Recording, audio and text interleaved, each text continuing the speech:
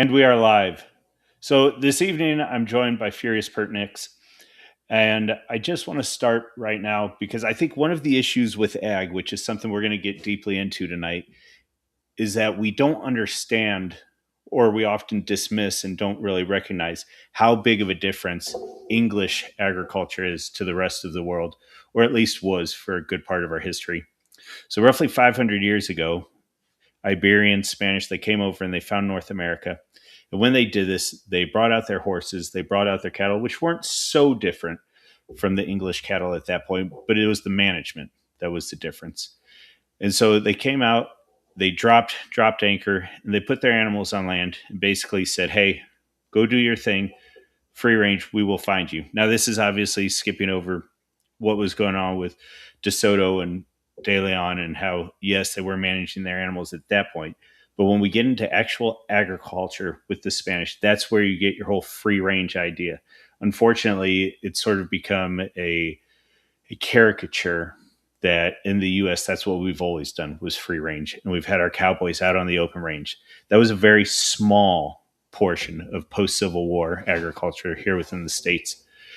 Prior to that, you had the Iberians, you had the Spanish. They came and they dropped and they said, again, we'll find you when we need you. Out of those lines came the cracker cattle, came the Longhorns, came the Corrientes and the various ones out west. However, if you go up into New England, you had George Washington writing about ash, writing about different trees, writing about hedgerows and how we could properly manage the jerseys that were brought over, the Devons, the, oh, excuse me for going blank, but the various other British breeds that were managed on acreage. And again, with hedgerows inside of pasture. And as we started moving west, again, as the Continentals came over, they kept that same idea. The idea of a free range was very much an outlier within American history. And it didn't just go to American history, but that spread wherever the Five Eyes, more particularly wherever the UK, the British Empire, went and spread itself throughout the world. This is going back to English common law. This is going back to the idea of the UK is an island. The land has to be managed efficiently. And of course, we get into the Magna Carta and the idea of what rights does an individual have to his land. So that is something that I want to focus on now. Furious and I, we're going to jump into agriculture, not only here in the States, but in Australia. And you're going to hear a lot of overlap. And the reason we can talk that way is because this was the English way of doing things. And just as the old saying goes, there was a time in history where the sun never set on the British Empire. So with that, I'm going to introduce our guest, Mr. Furius Pertinax. Sir, how are you doing this evening? Or I suppose morning for you. And go ahead and just jump in and tell us about yourself. Indeed, indeed. Firstly, thank you. It's an honor to be here, and obviously the first episode, on your channel. So thank you for the kind invite.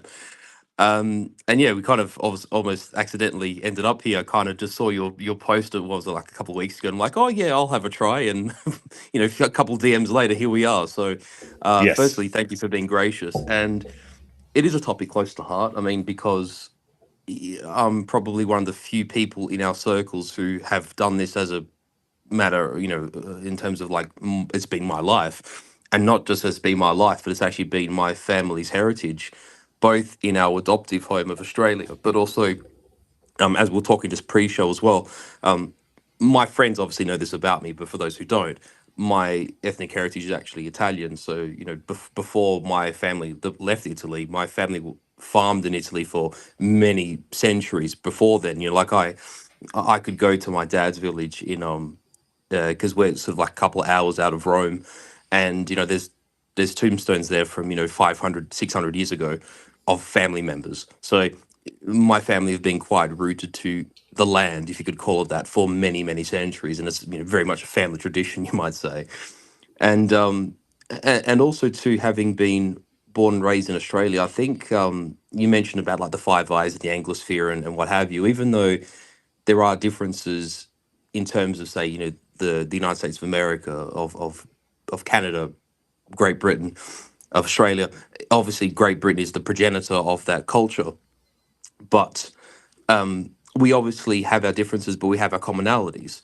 And we obviously share great traditions. You know, you were talking just then, you know, in your sort of monologue about the idea of the idea of rights stemming from, say, Magna Carta, and from that sort of what was initially an English tradition, and even that is rooted in something a bit more deeper and primordial as well. But for the sake of the Yes, discussion, do you it, know, do it, do it. you're gonna open a can of worms here, man. but but no, there is something deeper and more primordial there. But really, a lot of this does stem from that English tradition that was sort of founded in Magna Carta, and in some respect too, was a consequence of the Black Plague, you know, the Black Death, the Great Plague, whereby you had a movement in England that was actually quite distinct from that in the continent, where manpower was so eviscerated in England, and the countryside depopulated, that actually presented a massive jump in labor value. And so, because England was the only kingdom of Europe that actually had something akin to the Magna Carta, English, the sort of English yeomanry and the sort of, you could call them potentially landed gentry, but you know, the landed free Englishman could more or less negotiate with his lord, be it an earl, a duke, what have you, regarding their terms, as in the mutual terms between lord and subject. And so you kind of have this unique class structure developed in England that didn't have an equivalent in France, didn't have an equivalent in Spain, didn't have an equivalent in Italy, didn't have an equivalent in the continent. And then it's that nation, obviously, England becomes the United Kingdom of Great Britain, you know, as we understand it to be. And then that nation creates a global empire throughout the, you know, the 16th and 17th and 18th century.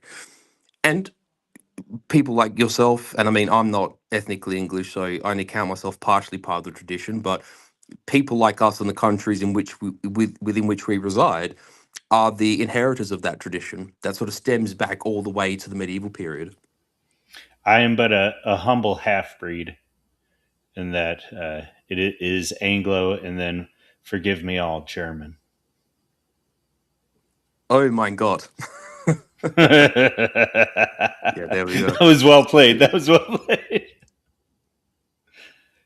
Yes. But, Well, but I mean, that being said too, you know, if you look at the, because you know, we're talking pre-show, you said that you had watched a bit of the content that I'd done with Apostolic Majesty, and you know, we did a whole series of videos, or pertaining to Germany, and one of them we did was I don't know if you're familiar with the period of the Osteidlung, which is where beyond the Oder River, the German people, and you know, in some ways as a part of the policy of the German states within the Holy Roman Empire, founded all these townships and settlements, and which would become cities in the later medieval period into like the Renaissance period and onwards. And sort of these, I mean, you'd call it now East Germany, but what was prior to the World Wars, Middle Germany, you know, that part of Germany that's, say, east of Hamburg and goes all the way to what is the present border with Poland.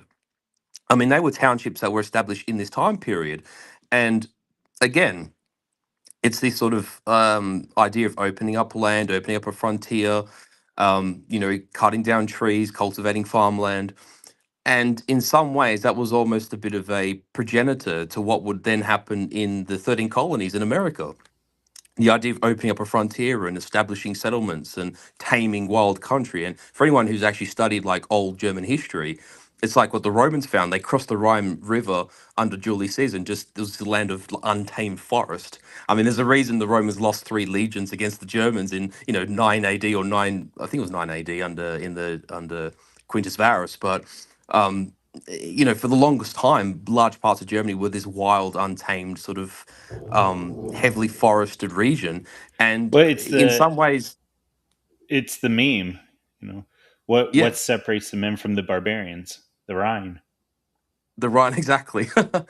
And so, in some weird way, and I mean, I mean, I don't want to tell you guys your own history. I mean, you're Americans, you understand this better than me, but in some ways, the Revolutionary War, the War of, you know, 1776, and the, you know, the establishment of your country as separate from the British, and the establishment of the 13 colonies as an independent country.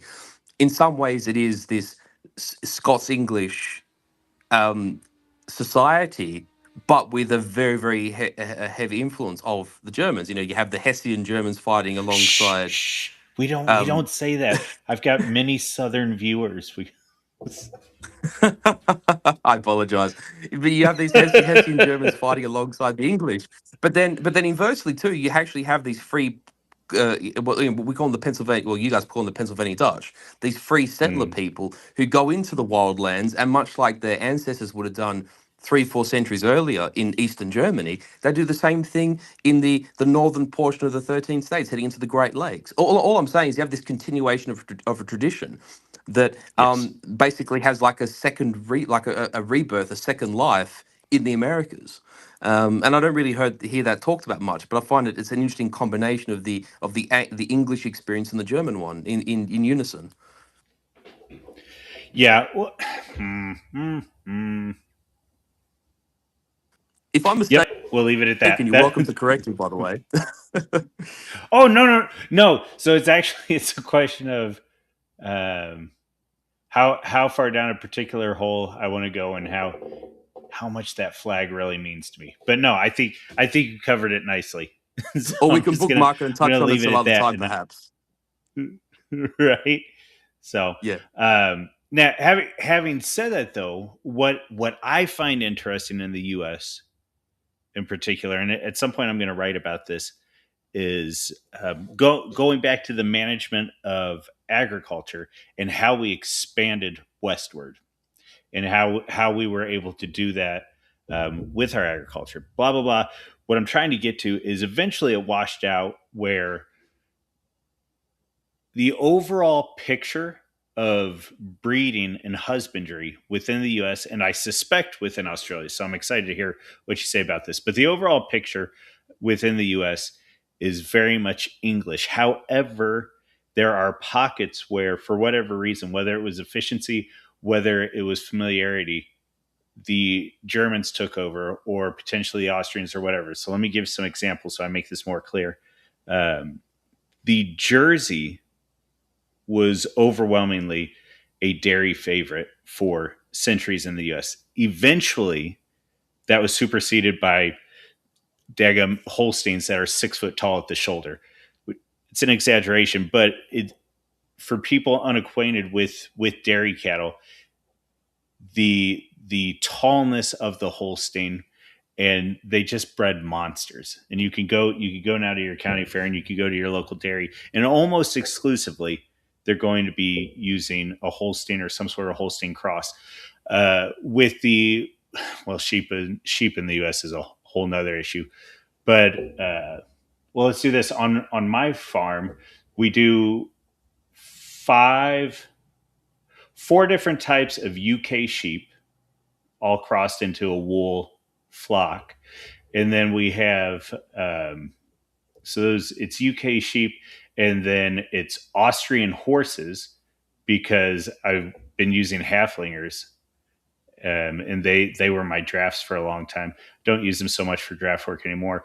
But then so Austrian horses, all the dogs we have are English at the moment, but there's a chance there might be some German blood coming in there. And so it's funny to me to watch um, just the breeding and the husbandry and how it washes out. In Australia, is it very similar, or do you see a lot more? I guess the Charolais is actually that Charolais has a fairly big punch, but for the most part, the English breeds of beef cattle are going to be your Angus.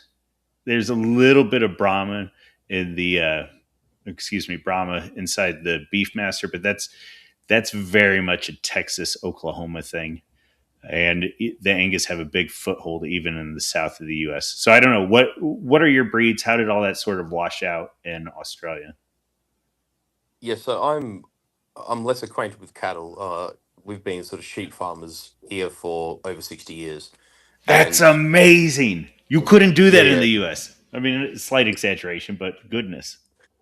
Well, this is the thing I do find a bit peculiar. I mean, we can go down this rabbit hole, or else we can bookmark it and maybe have a discussion some other time. But I've always found it quite remarkable that, well, when I say remarkable, I guess I understand why, insofar that particularly with Australia, I think we have so much marginal country here that sheep at scale makes a lot of sense. You know, like for instance, I mean, myself and my family, or my parents rather, because my dad wanted to retire just actually, ironically, around the time of COVID. So we ended up downscaling. We actually just have like a relatively small, slightly larger than 100-acre property now. And Yeah. we basically do like glorified homesteading at the moment. But prior to that, we had a farm that was near on 30,000 acres, which is a large operation. And Wow. Okay. Yeah. but for Australia, like in marginal conditions, like that's kind of the norm. Like it wasn't unusual, Yes. if you get what I mean. What And is your the stocking norm for rate the roughly? longest time. Uh oh. We're getting a little bit of roboting. All right. So Furious, I don't know if you can hear us, but we can't hear you at the moment. So I'm going to keep talking here for a minute. So sort of what he's digging into, guys, is something called a stocking rate, and he's talking about marginal lands. What will happen is here in the U.S. Um, in pristine pasture.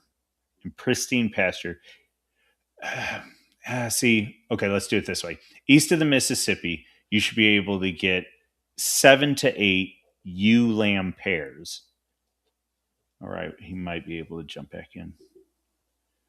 Can you hear us all right? I think I hear you. So you back? Can you hear me? Yes, I hear you now. Can you hear us? Yeah, I could hear you, man. Sorry about Oh, that. I dear. apologize. My connection just Okay, good. blitzed itself. Sorry. Yeah. No So worries. I'm just I'm just trying to think. Again, because I mentioned about the scale of the farming. So for the longest time, right, farmers would of that nature, right? Because I mean, it depends in where in the country you're from. Like if you're from, say, the southern part of Western Australia, or from Tasmania, or Victoria, which be like which climatically would be your equivalent of like Oregon, New England. Your north is our south, basically. Like it's the cooler, high rainfall, more lush parts of the country, right? They were more predisposed to dairy farming, and they're more disposed to like small scale sheep farming, and less cropping, more hay, that sort of stuff, right?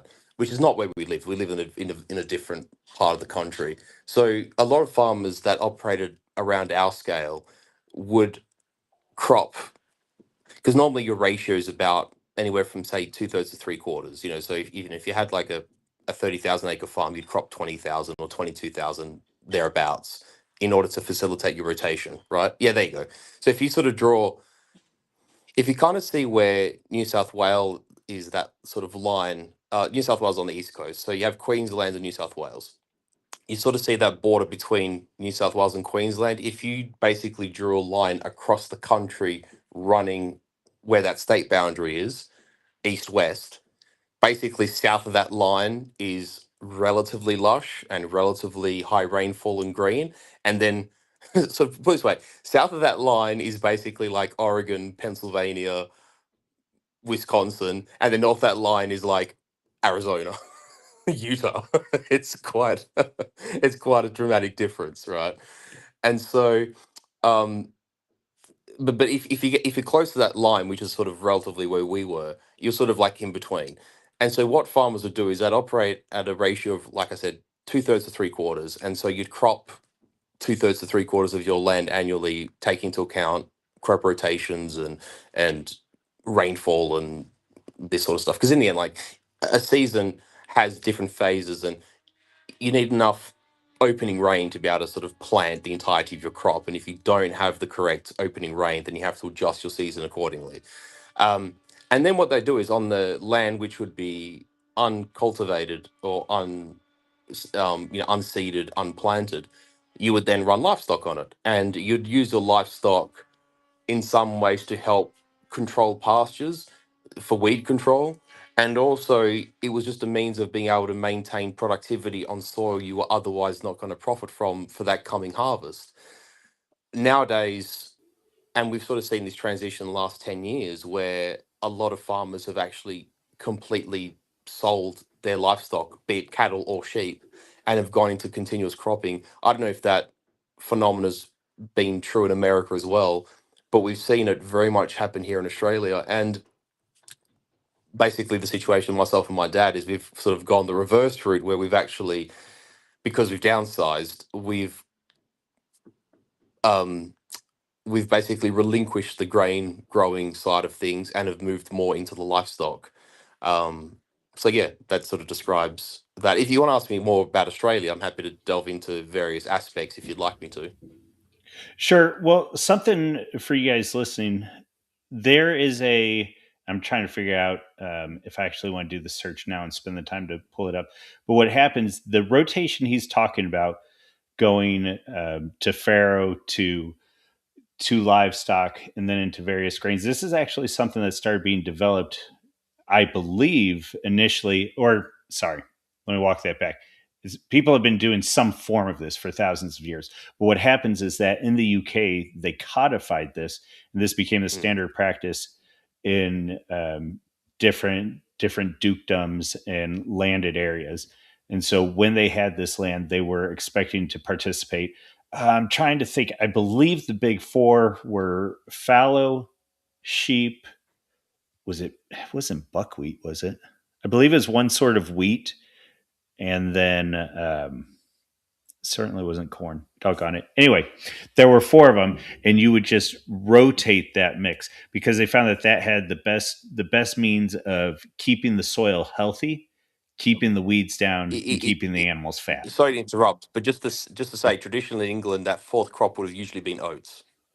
Thank you. Okay, Yeah, yeah, perfect. So a form of oats, a grain, and then a excuse me, sheep, and then fallow is usually yeah. how it would have gone. Is so what happened is, again, going back to when we first opened up, much of this transferred wherever the English went up until something didn't work. Why fix what isn't broken? And so you would have that. Now, what happened both in the U.S. and the U.S., Australia, there's this wide variation in habitats and climates, and so they come over and they're finding that the principle might work to some degree, but the actual plants that are being planted have to be changed in different areas. The animals, if the animals themselves don't have to be changed, the stocking rate does. Stocking rate is something where in the eastern half of the United States, if we stick with sheep, you can roughly stock 6 sheep per acre, and that Hmm. that sheep is going to be a ewe lamb pair. If you move out further into different parts of Oklahoma and the Rockies and that west central portion, you might drop all the way down to 2 ewe lamb pairs Yeah. per acre. And Hmm. so when he's talking about marginal land and I'm talking about stocking rates, this is sort of all the variables that are in play at this point. Essentially, yeah, it's a reflection of your potentiality for livestock density on a given property, more or less. Yes. Yeah, and that includes your availability of pasture, and that obviously includes water, because in the end, if you have one of those components lacking, then a farmer either has to make up the shortfall themselves through other means, and either that is, in the case of water, a farmer has to bring in water from another source, whether he trucks it in, or he reroutes a river, or he digs down into the ground for bore water. There's those options, or otherwise, in the case of a shortage of pasture, he has to bring in hay. He has to like supplement with pellets or one grain that's actually very useful for livestock is lupins because they're high protein, and often farmers will mix lupins with other fodder, I suppose, to use the word, to up the protein levels and increase nourishment. But in the end, those things are generally, I suppose, in the case of water, it's more infrastructure, so it's more long term. But say, for example, for a farmer, you're happy to supplement for a portion of a season or maybe a particularly difficult season. But generally, the idea of supplementing large numbers of livestock on purchased pellets year in year out becomes relatively non-cost effective, and so Yes.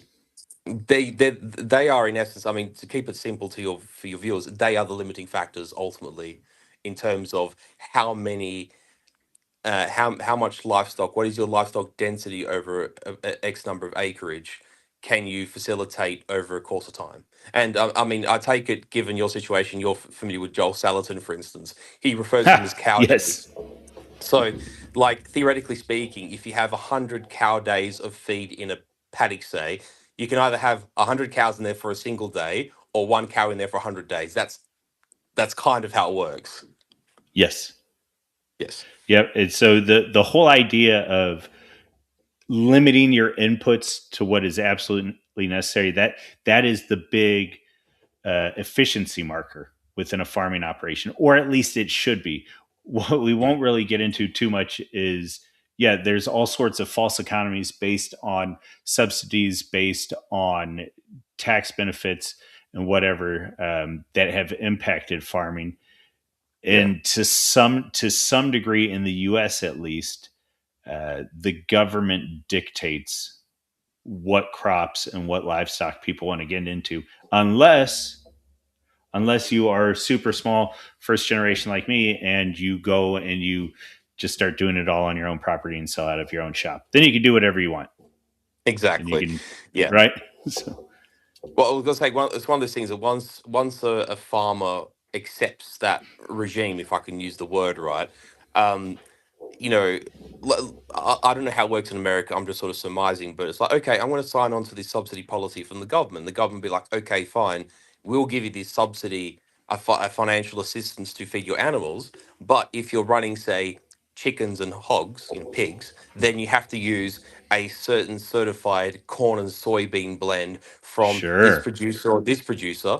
And if you don't Yes. utilize that, then we won't give you the subsidy. So you end up being on the hook of the demands of government and essentially by extension of the lobby groups. Because I mean, as we know, I mean, Yes. none of us are ignorant of this. That the big ag lobbies in your country are very powerful, have a lot of influence in Congress, and that's just the way it is. Yes. Absolutely. Well, and that gets back into, we had opened with sheep a few minutes ago, and that can be a stream in and of itself. Why in the U.S. there's hardly any sheep that are raised anymore. In fact, the amount of sheep that Americans eat, excuse me, of all the sheep that Americans eat, less than 20% of it is actually raised here in the States.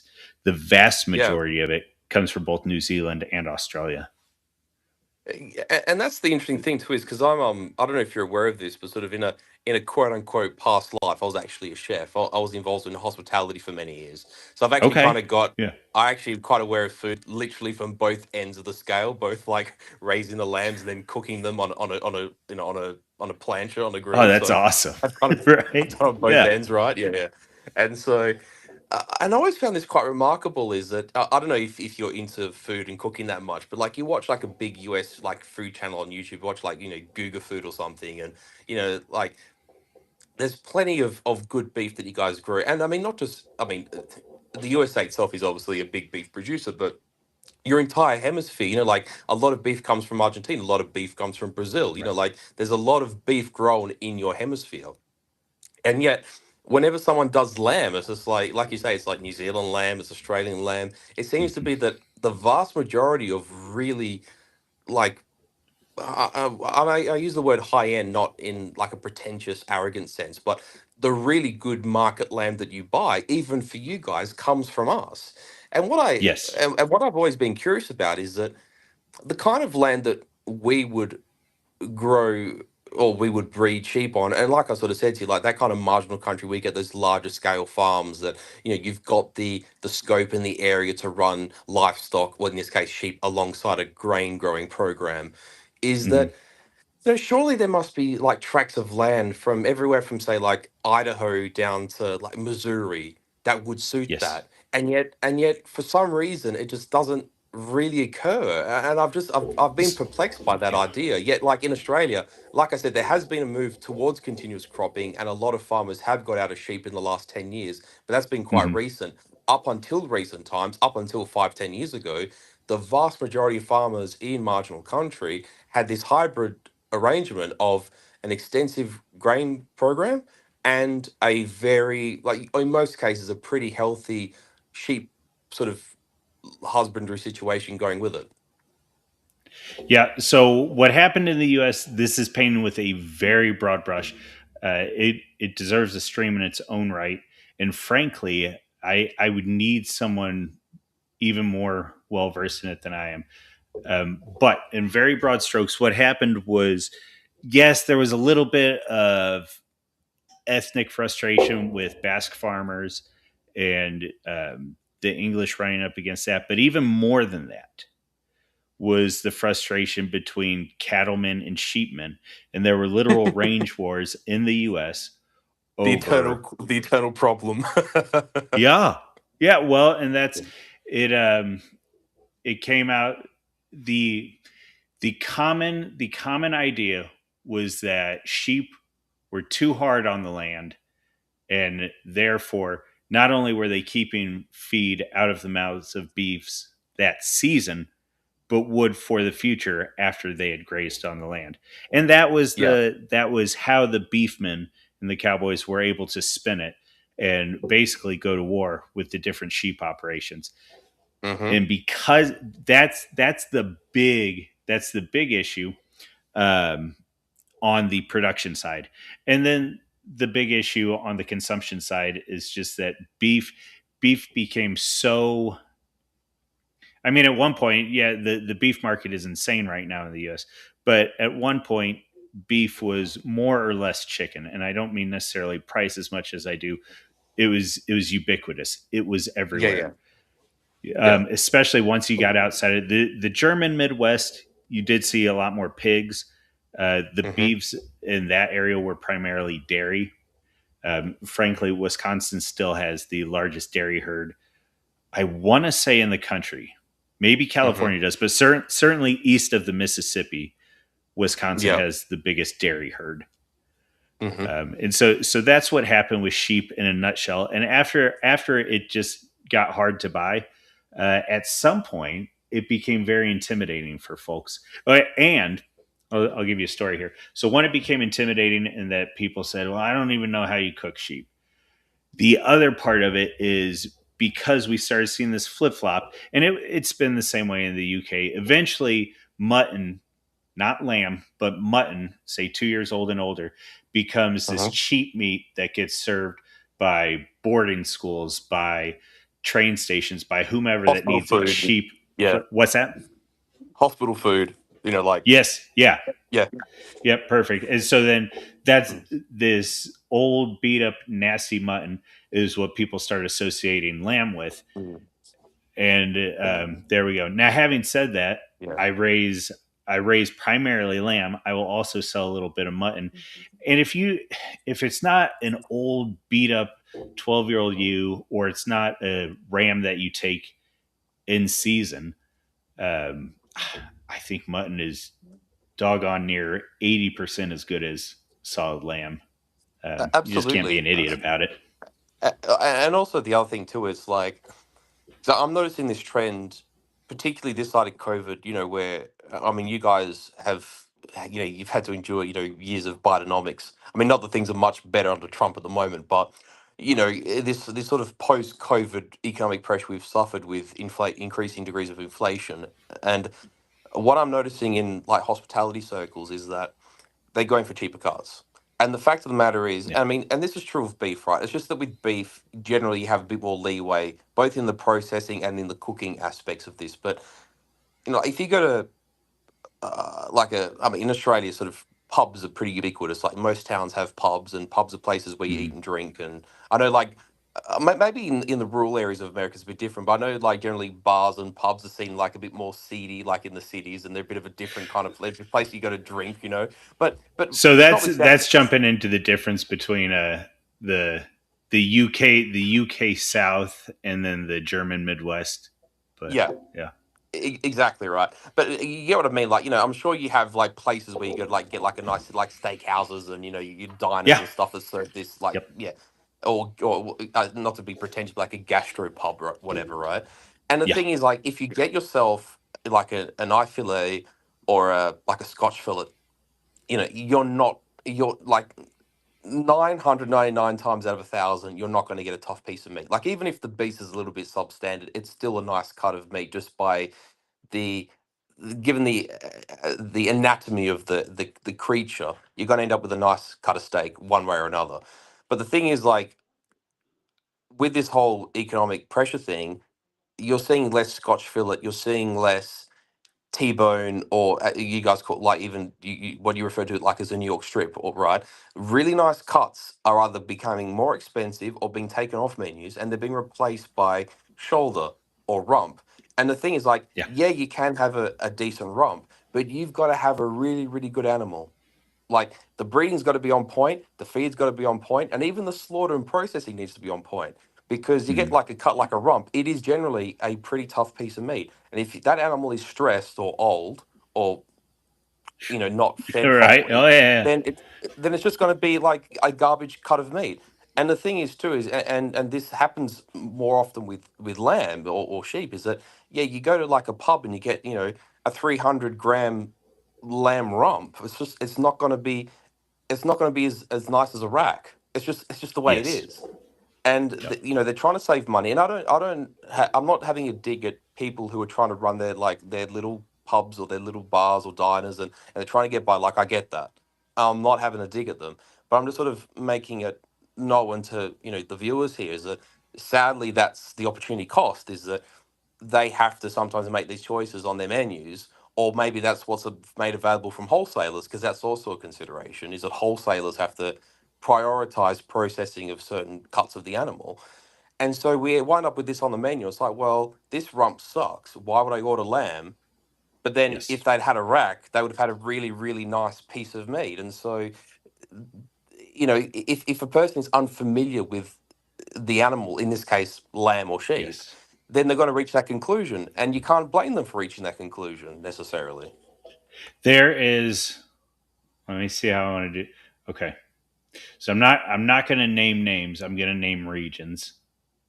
And we'll start out this way. Believe it or not, because again, I'm not going to name names. Here in the U.S., generally you can get a decent lamb chop if you go to like a Brazilian steakhouse. Those usually Yep. have a decent lamb chop. Um, Now there is a. Oh, should I do this? All right, guys. If you ever happen to be traveling through the beautiful great state of Kentucky, which I love very much. Again, I think I've said on stream before, I've had a lot of family kind of come out of Kentucky. It's a great state. There is a portion of Western Kentucky which loves their lamb and mutton. Very good. I love lamb and mutton, and they make something out there called burgoo, which is lovely. However, if you walk into a gas station or certain places and they are selling mutton sandwiches in Western Kentucky, I would, and you have never had lamb or mutton, I would pass on that. I just don't think that's going to be your best introduction into mutton. Chances are you're The going to find a rump steak in between those slices of bread. oh, It won't be brother, pleasant. there are places you walk into. Well, it's all shredded, and you will walk into certain places that are selling these mutton sandwiches out there, and you can chew the air. It's it's Oof. just I don't know if it was an old Suffolk or what, but you walk in, dad gum. Yeah. So, yep. And So, the funny thing is like, more so than beef. I mean, and I don't mind lamb, because I mean, like you and I've talked about, like, I've been around sheep a long time and I've had a lot to do with them, yes, so I'm used to it. But even for me, you do come across the odd one that actually does have a bit, like, sometimes with pork you comes across like instances of tainting, or like you get like boar a taint. pig. Yeah, yeah, like Bortane, or even like a slightly older beast, and it's just got that Mm. porky smell to it. It's not off, it's not bad. It just has that odor. Lamb has like a, or Yeah, lamb, right, right. rather mutton has a slightly like less fierce version of that. But Yeah, sometimes like you walk in and just go, oh, there's lamb on that grill. Like, it's not beef. I yes, can tell it's not beef, but it's definitely lamb, yes, and it's got that particular smell that. And I mean, in my case, I like it because I happen to right. really enjoy Well, lamb. that's what I I was mean, gonna I eat say. lamb weekly, but for people unfamiliar with it, it is off putting. Yeah, well, and that's it. Sounds like we're talking it down, and we're not talking it down. We want you guys to have good lamb. want you to have good mutton. And it's so that you can say at the end of the day, oh, I Absolutely. actually like that, or I don't like. I don't want you to be. This is the story I referenced earlier. I don't want you to be like my poor grandmother that grew up on boiled mutton at boarding school and told herself, "Oh, I hate lamb, I hate mutton, and I will not eat sheep." I don't want that for you guys.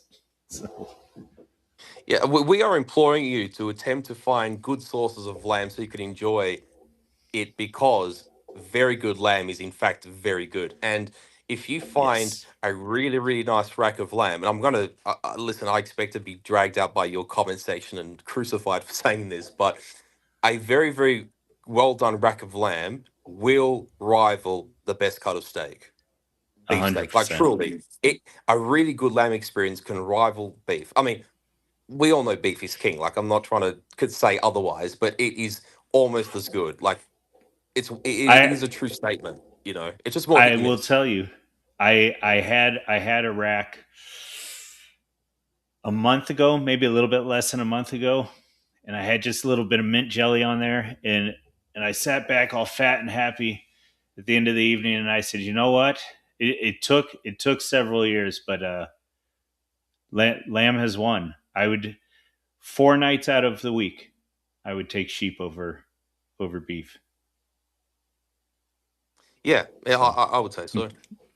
Um, but the thing is as well is that like again I'm aware of the audience and I'm cautious about committing a heresy, you are but being polite. Well, yeah, and it is. but no, but I was going to make a point that actually, funny enough, Yes, and I mean, I know I'm saying this to like the boys from Burgerland, but I tell you what, a really, really good lamb burger again can get the yes. best beef burger and give it a run for its money. Like, no doubts about it. So here's the one too that, and it sounds so stupid when I say it now, but growing up, I did not have legitimate shepherd's pie. I had what's known in England as cottage pie, in that it was beef Yes. all the time. But here in the U.S., Yeah. they just call it shepherd's pie. The time I finally had shepherd's pie with ground lamb, it was. Yeah. I was seeing stars that I had never recognized before. It Yeah. was it was unbelievable. And a little hint too, if anybody wants to try it, it's perfect with ground lamb. There's nothing wrong with it. If you want to walk a little bit on the wild side, do a hot lamb sausage in your shepherd's pie. Hey, boy, it's a good one. Absolutely. Hey, Arthur is throwing some stuff in here that I want to get your take on. He said the best lamb that he's ever had was in Darwin, Australia. Where is Darwin? So you see your map there, you've got all the states. Now, the yellow one is Northern Territory in the middle, the yellow Okay. state. Yep. The capital of that city is the capital of that state was Darwin, and that's right at the top of the country. And Yes. Okay. climactically, it actually is funny now to sort of said to you, it's like the southern half is like New England and the northern half is like Arizona. Well, Yes. probably the top half of the northern half, so the top quarter of the nation, is almost a bit like Amazonian. Like it's very humid, very jungle-like. Oof. Probably has more Okay. in common with, say, like Indonesia in terms of climate, like very heavy, very Yes. humid, very tropical. I mean, and for instance, there's a couple of rivers that run through like that part of the country. Well, particularly in West Australia, you have the Ord River and the Fitzroy River, and you got the Gulf of Carpentaria there, which separates Queensland and the Northern Territory. Like they get ungodly amounts of rainfall. Like the monsoons that go through there are just like boggle the mind, right? I'm talking like rainfall events where they drop like several feet of water in a night, like huge Oof. sums of rain. And so Darwin is a very unique city in that respect, and also just got given its proximity to Asia. See, Darwin, and there's a few towns, well, less Queensland, but more like that northern part of West Australia there, and into Northern Territory, were very big. They were the very few places that prior to English settlement, there had been like periodic contact with the Chinese and the Indonesian archipelago. They've actually found like small articles of, you might say, artifacts where the Aboriginals traded. with their neighbours to the north. And prior to like, shall I say, like the modern days, so sort of like the World War eras and before, they had a massive pearl industry in the north half of the country. And so there was a lot of Chinese and Japanese settlement in the northern part of Australia. And so Darwin, from a standpoint of culture and cuisine, has actually always been very unique compared to the rest of the country. So I suppose to say that, to answer Arthur, it would make perfect sense that, and I mean, I don't know whether that lamb came from Queensland or from Western Australia or South Australia. I don't know, but doubtless, if he visited there for whether it's work or recreation, I don't know. But I would be totally unsurprised that if one of his best lamb experiences was in fact Darwin. It'd make perfect sense. Yeah. Well, he also said it was at a bar called Rourke's Drift up in Darwin. Oh yeah. In oh, are you familiar with it?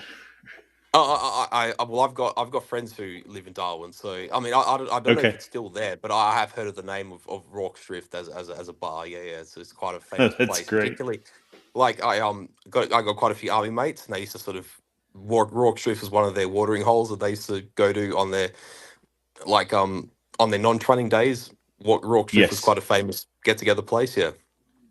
So we just a Because funny aside to obviously, me at least. just to say, like, obviously, it's named after a battle that famous against the Zulus, like Rorke's Drift. Right. Yeah, yeah. Yes. So like all the army guys used to love the comparison because like, oh, we're the new like red coats and all that sort of stuff.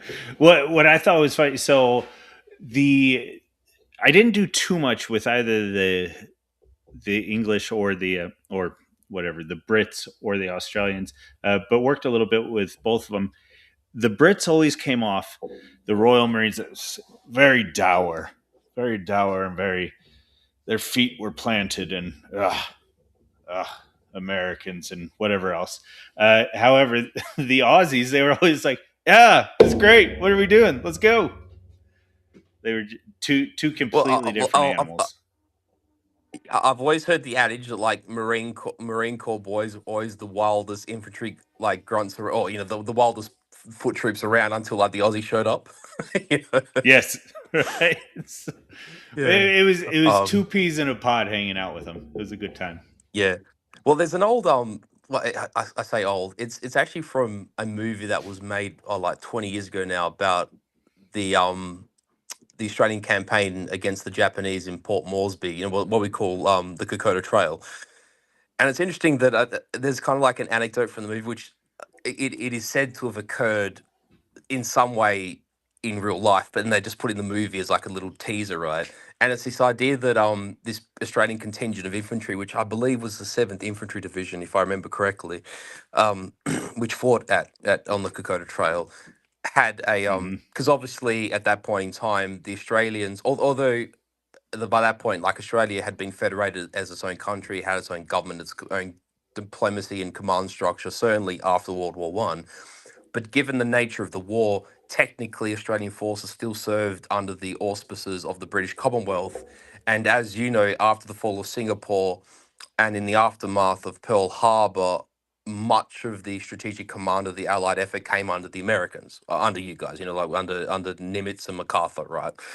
Yes. So there was like levels of control above the Australian army, even though we were technically autonomous, right? And there's this interesting scene from this movie called Kokoda, where there's bunch of like Aussie lads from the Seventh Infantry Division, just sort of milling around, about to be deployed, and they're listening to the scores of the like Australian rules football on like the wireless radio, and the British officer like wanders over, with his pipe and his monocle and his hat, and it's like, oh, what are you Australians doing here, loitering around? Yada yada yada. And one like, and it's like a private. He's a nobody. Just like, oh, am I allowed to curse? Like, just for the sake of the example, Yes.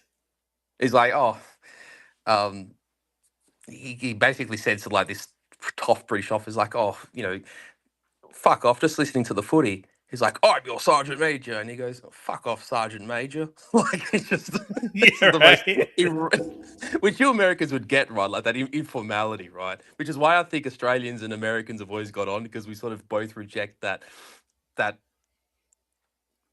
upper crust kind of way of approaching military life, you know. Yeah, it's I don't even know. Boy, that's a stream in itself. Yeah, there is definitely this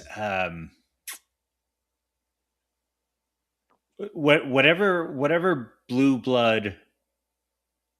Uh, See, it's not as simple as like, oh, if they want my respect, they have to earn it.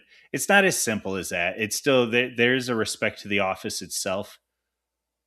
Yeah. However, It's if like you, that. It's the scene from it's a scene from Band of Brothers where Winter says to Sobel, like, you salute the rank, not the man, right? oh yeah, yeah, Yeah. yep, and having said that, there are whispers and there are celebrations when a proper, excuse me, when an improper officer is relieved. Yeah. So, 100%. so having said that, yeah, go for it. Oh no, just to say as well, I think because I just read in the comments here, like, was it Arthur again, 100%. The Aussies are the fun Brits. The Yeah, funny I thing was. is like with the Brits though, like it's kind of funny that probably Australian and British humor is closer in terms of like the kind of humor that we have, but attitudinally, I think Australians and Americans are more similar. So it's kind of like a strange triangle of how we understand each other. But I would Yes, say that like a Midwestern American lad and a country Australian guy and like a lower middle class or like what you might call like a lower class Englishman, probably if you put all three in the same room would actually get on really well because yes, our perspective about the world is probably the same. In the same way that if you got like an academic dweeb from like Sydney University and some like upper crust New York kid and a London elite would probably all get on in the same way as well, if that makes sense. they're probably all from the same tribe, but ayo. Probably, yeah. So, But point taken. so yes. Oh, very good. Hey, so anyways, Arthur he also jumped in and he said, "What's up with y'all's Big Macs? Why do they have a huge slice of beet in them?" So, this is, I hate to say it, Arthur, but this is fake news. Our Big Macs are the same as American Big Macs, but what we do have because well, I mean, you guys would be aware that we technically have Burger King, but we call it Hungry Jacks in Australia. It's the same Okay. thing. It's just a different trademark, right? Because like apparently before Burger King came to Australia, like some guy had a burger shop that was called the Burger King, and he trademarked it. And because Australia has its own trademark laws, like they had to Sure. basically create yeah, had to create a new label for it. So Right. anyway, but what we actually do is we kind of have like our own unique range of things. So we sort of have like 80% of the American menu, and then just throwing like 20% of our own thing.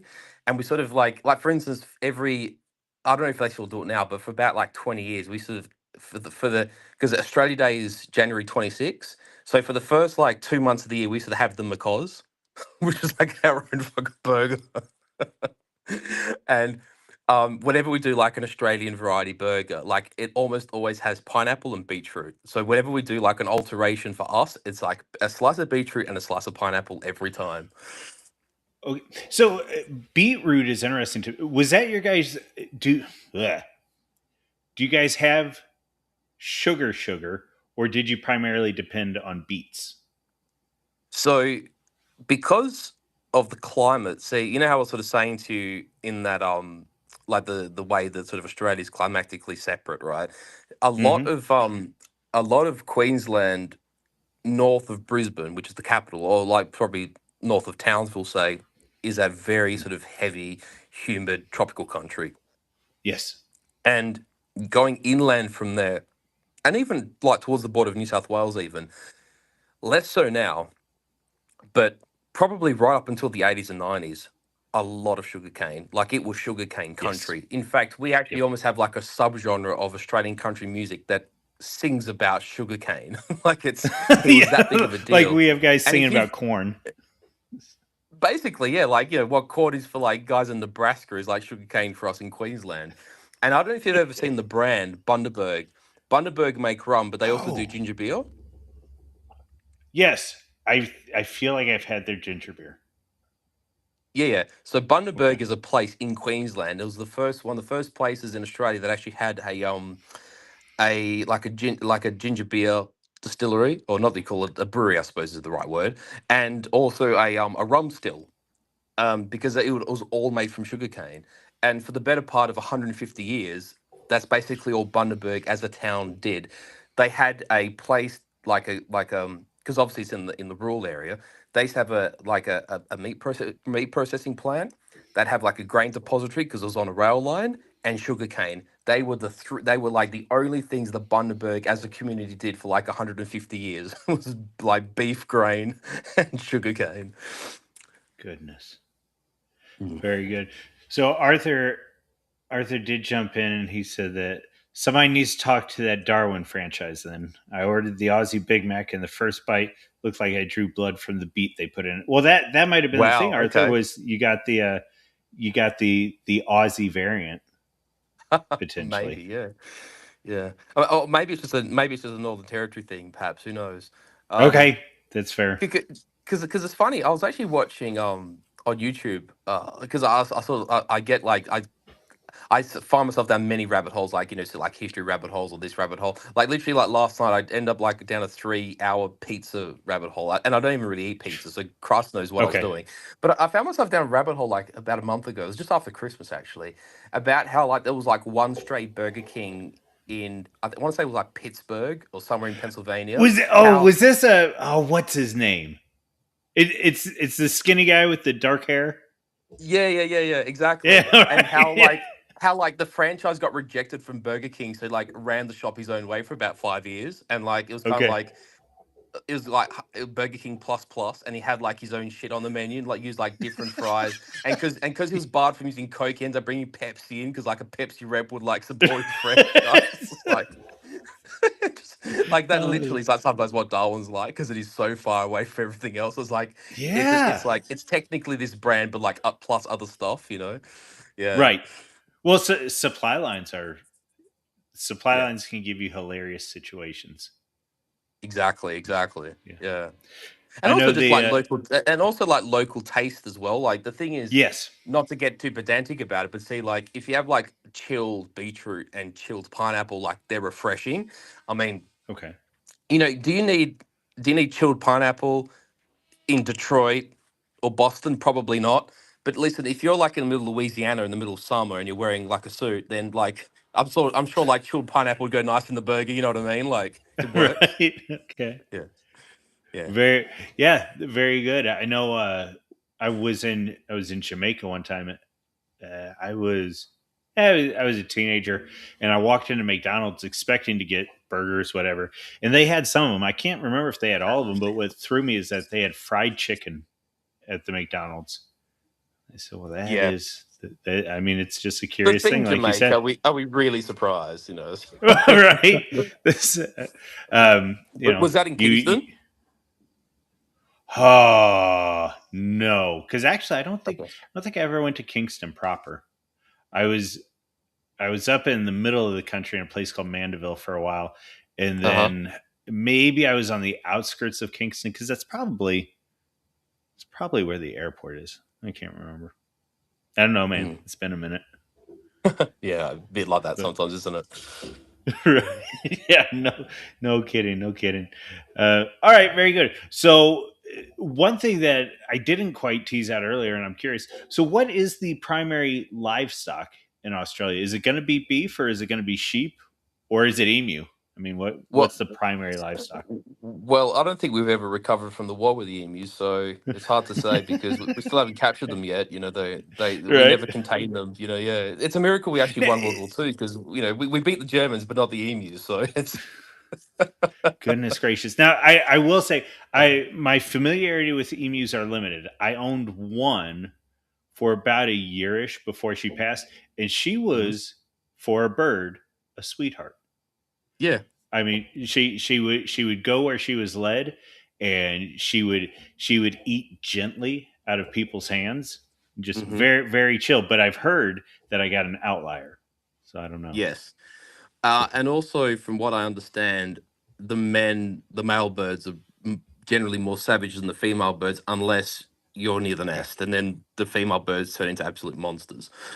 Sure. But it Yeah. does happen. Like if you go to, if I don't know if I take it you haven't been to. Sorry, just Middleton Whitaker. We beat the Yeah. Germans with the emus. But it's true though. It's like we won the Battle of Brook, but lost to the emus. Well, there was Anyway, when uh, we'd have people come out to the farm, and I'd introduce them to our emu, and then if there were kids around or whatever, it's like, let me tell you about the Great Emu War.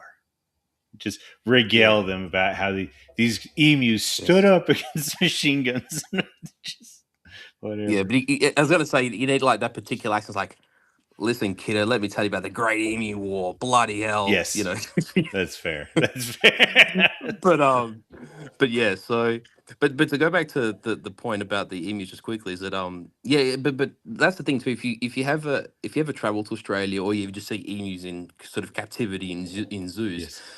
emus are kind of funny in that a bit like like sometimes on like YouTube or whatever you sort of see like shorts of you get like particularly the Europeans that work on like those savannah sort of zoo things in like Namibia or South Africa or whatever. Sure. And like the big Yes. cats are quite tame because they've sort of been raised in a certain way. Emus more so than like most other big birds are actually quite disposed to being well raised in given environments, if that makes sense. And if you just have one that's Okay. temperamentally like that, you tend to actually luck out, if that makes sense. And in your case, you obviously did luck out with an emu, a sweetheart, as you say.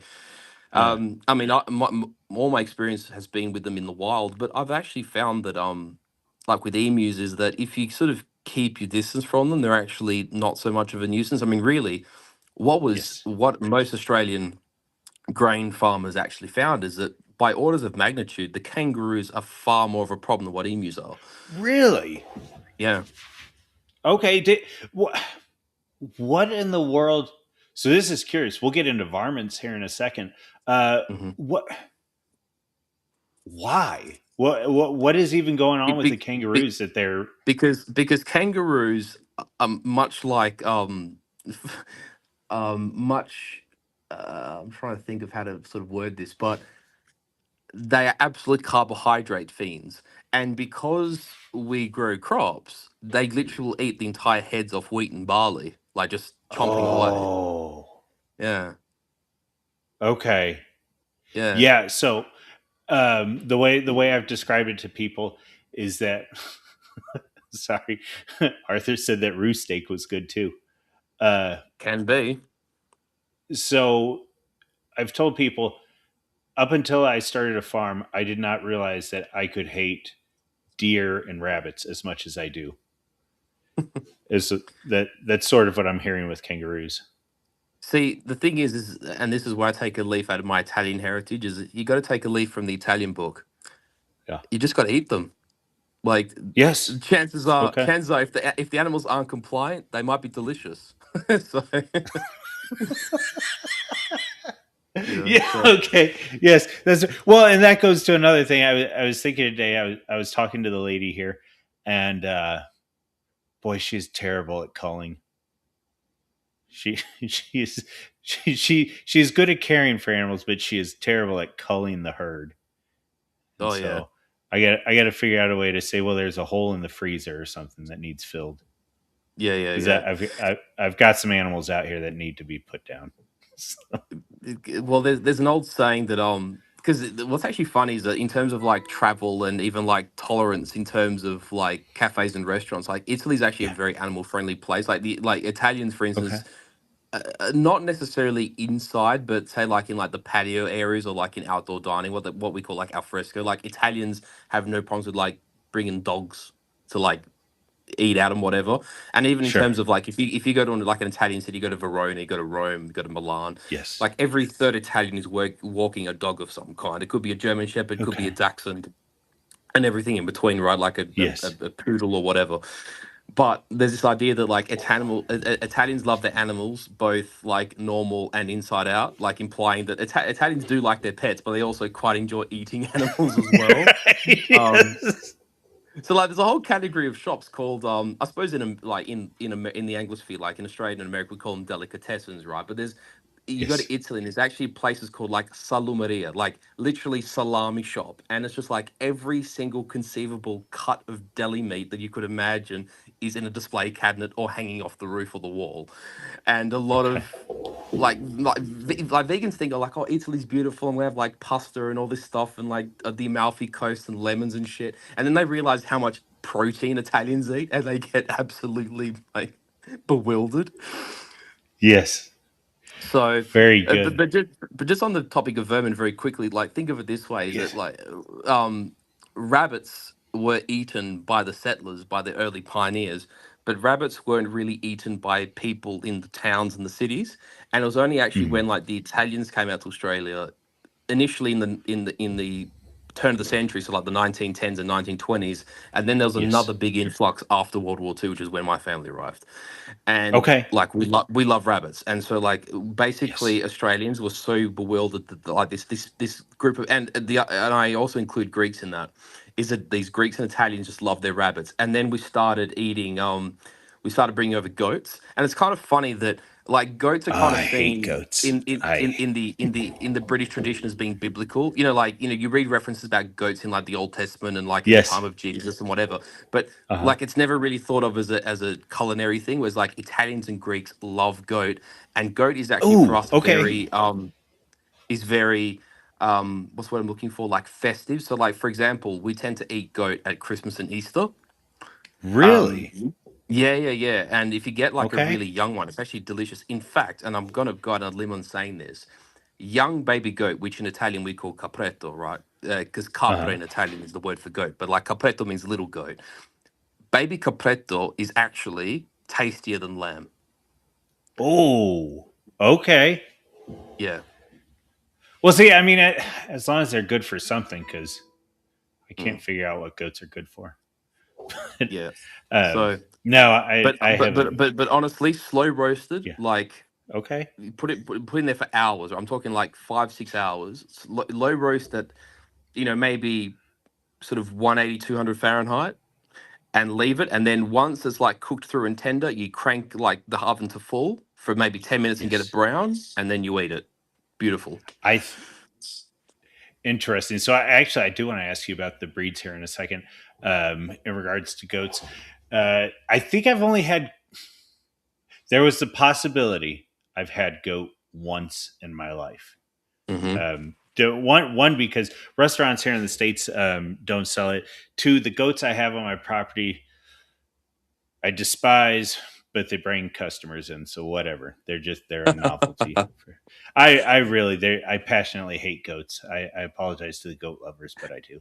Uh, Actually, I've got a story to tell you, but yeah, we'll come back to it in a sec. But go on. okay, yes. So the one time I think I had goats. We were on deployment. We were on some sort of patrol, and we had been at a place, and I'm holding security on this area, and all of a sudden, the patrol Do you leader mind me walks out. asking where, like even just like a country, if you can't be specific? Uh, Anbar province, Iraq. Okay, okay, Iraq. Yeah, okay, cool, cool. Yeah. Yeah. Yeah. So whatever it was, patrol leader comes out, snatching me up, and he's like, "Hey, hey, Panda, get in there. Just be polite. Be polite." He's like, "Yeah, just make a plate or something." So I go in there, and the freshest spread I've seen in months. There are these fresh vegetables. There's carrots. There's onions. There's tomatoes. I don't know where you got tomatoes in Iraq, but they're there and they're fresh. It was some local warlord or something, and it's whatever I was told to eat. So I get through all of this. Basically some sort of pita type thing, and I'm loaded up with vegetables, and the protein at the end was some form of shaved meat. I Uh have huh. no idea what it was. If it was beef, I've never had beef that tasted like that. At that point in my life, I could not have told you what sheep tasted like, but as best I could tell looking back, it didn't taste like sheep. So the only other It thing was I could come probably up with goat. was goat. I'm thinking it was goat. Yeah, because I did mention Italians and Greeks, and it should also be said that goats are, and I mean, you can even look back to like very old references. I'm talking like Bronze Age references. If you even see like reliefs of Do you know who the Assyrians are, like in history, the Assyrian Empire? I mean, by name, at one point they Yeah, yeah, conquered the Jews, and yeah, yeah, yeah. Well, along with the other like 15 or 20 people who did the same, but yeah, yeah. right, Babylon, But right? like you look at Assyrian reliefs in the capital cities of Haran and Assur and Nineveh, and there's Yeah. actually Oh, doggone it! Middle of the story too. Okay, so I think he's trying to jump back in. Can you hear us? sorry, did I drop? You Yeah, there? no worries. Hello? Sorry, did I Yep, can you drop or hear was us? that? Oh yeah, I can hear you. Okay, cool. Yeah. Okay, perfect. Yeah, sorry, I just got notifications like, oh, whoops. But yeah, if you look at the reliefs in like their old cities, places like Haran, Nineveh, Assur, which is the capital, the old capital of the Assyrian Empire, is there's actually examples of them like banqueting on goat, and you're talking Yes. like 900 BC. So, Okay. and you got to, and I mean, I can't actually remember where Ambar is in Iraq. Is that north? Is that close to Mosul or to Crete? Is that in the north somewhere? I want to say, I want to say it's the western side. Okay. Let's do this. Let's jump over to our Australian Because math. I was just going to say that if you're talking like the northern part of Iraq, that is basically ancient Assyria, and so it would work. Okay, so there's a western portion. Yeah, you're right. But what I was going to say is like that still corresponds with where the Assyrians would have It's been. So if you terrible. look in that map there, right? If you look of you just zoom into like the northern part of Iraq just briefly, if you can. I can. It's not. It's Oh, it's yeah, okay. So yeah. like there you've got you can make out like Arbil province, uh, Let me see if I can like find us a better one. Mosul. Yeah, but like those parts of Iraq basically correspond with like ancient Assyria, and so there's like this. Basically, you could have like a crescent. Actually, probably even it includes Persia and Iran as well. But like the ancient Phoenicians, which are like the Lebanese, northern Iraq, southern Turkey, like they've been eating goat for literally millennia as well. So like Yes. that would be unsurprising. Is basically my point. Okay. Well, Yeah. good. Yeah. So Mm. I don't know. I don't know, but I suspect I had goat. Yeah.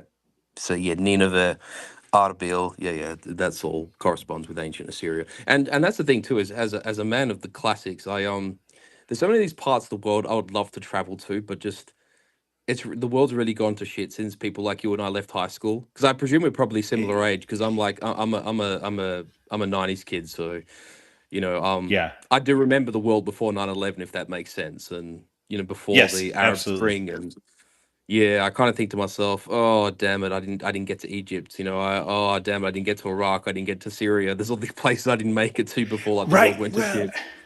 You know.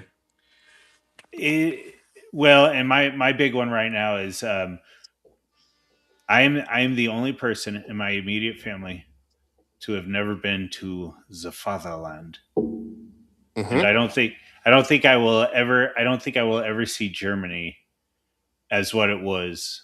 I mean, even during the Cold War, or right after the fall of the wall and stuff, Hmm. that would have probably been even still better than what it will be if I ever see it. So Well, I don't well, I know. have to say that I was last in Germany. Funnily enough, I actually went just before COVID, like Yeah. incidentally so, right? I was there in 2019. I was there for like a fortnight, like a couple of weeks. I spent the Yes. entire time in Bavaria, by the way, but I absolutely loved it. And to be honest with you, Okay. with the exception of like a few little examples in Munich itself, even to which Yes. point I didn't actually see like a whole bunch of diversity in Munich itself. I mean, Munich Yes. still felt quite predominantly German. And even like from a cultural standpoint, it's like okay, yeah, there's like one or two kebab shops, and yes, there's a Turkish barber and yada yada yada. Sure. But like, I didn't feel like I was in a non-German city. Whereas, like for instance, I've in the last sort of this side of COVID, I've actually been to London a couple of times now, Hmm. and I mean, there are parts of Noticeable London. difference. Well, I was going to say like there are parts of London that feel quintessentially English, and even like Yes. within you go to somewhere like Kensington, right? Like funnily enough, Kensington actually has quite a strong Italian population, right? And it still feels European. But then you sort of Yes. like go to somewhere like Earl's Court, and eventually, like you walk like a couple of streets down, and the smell in the street changes. It's like, hang on a second, Yes. Okay. um, am I in Mogadishu all of a sudden? It's just you can't help but So think that there's a very different feel to a place like London, and also too, like Birmingham's been in the news recently, as in like English Birmingham, with this whole yes. rape scandal, and also there's that politician who did that talk show last year. Is like, oh, we're the English people. Like the last Witan was actually in Birmingham, and much the same thing. Once you leave like the very middle of the city, which is still a little bit English, it's like, wow, there are no English people here. And even when I landed at Birmingham airport, because I flew to Birmingham, I was like, wow, have I landed in like Timbuktu? Like it was such a shock, and I just did not get that feeling in Germany. Whether it's changed in the last 5 years, I can't say, but I definitely feel like the south of Germany feels much more German than other parts of Germany, say compared to like Frankfurt or maybe Berlin or something like that. Well, I was thinking I had heard Cologne was the worst part anymore, Mm. Yeah, yeah, but yeah. Well, that's the tragedy too is that like the Rhineland, the sort of like Catholic west of Germany is also, well, really, it's in fact some of the oldest parts of Germany. You got to think mm, it's the part of Germany that sort of fused the Germanic tribal old German with that sort of Frankish Romanized, um, right. you know, what would become like the old Catholic portion of the country. I mean, a lot of those cities in Western Germany, like for instance, Aachen and Trier, Is that like and Rhineland-Palatinate Cologne. and all? Yeah, yeah, yeah, yeah. Well, like, yeah, basically, like the Western Rhineland, they were all Yeah. founded as German. We call it, well, the Germans call it Köln, but Cologne, Colonia, Right. was it's called that because its Roman name was Colonna Agrippina, like the colony of Agrippinus. Like it was a Roman So town. Um, so like what I'm now, saying is like this is a very very old part of the country, and mhm, modern politics and the modern ideology has just destroyed it, and that's a yes. tragedy. So I'll give you two things. The one is a story, and then the other one is a question for you, that Hmm. that plays into sort of this Roman German discussion. So the story is, I there's a guy I know very well who actually, he was living in Germany for several years, and he said Hmm. that going to the bar on Friday night was always funny. He said if you went there and it was Germans, it was a great time. If you went Hmm. there and it was Russians, it was questionable, but 60% of the time, it was a good time. Yeah, Even the yeah, Russians weren't so bad. But he said if you went to the bar and the Turks showed up, he said it was, you just left. It was yeah, going to turn into an awful night. yeah, yeah, yeah. That's So, I hear that story quite often in Germany. yep. And And that's that even the thing was too is like, 20 years ago that he was telling me yeah, this. So, yeah.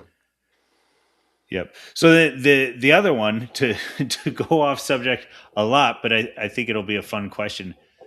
I have heard I've heard it said that somewhere, whether it's Rome or wherever we want to say, there's a line that divides southern Italy from northern Italy, and they are Hmm.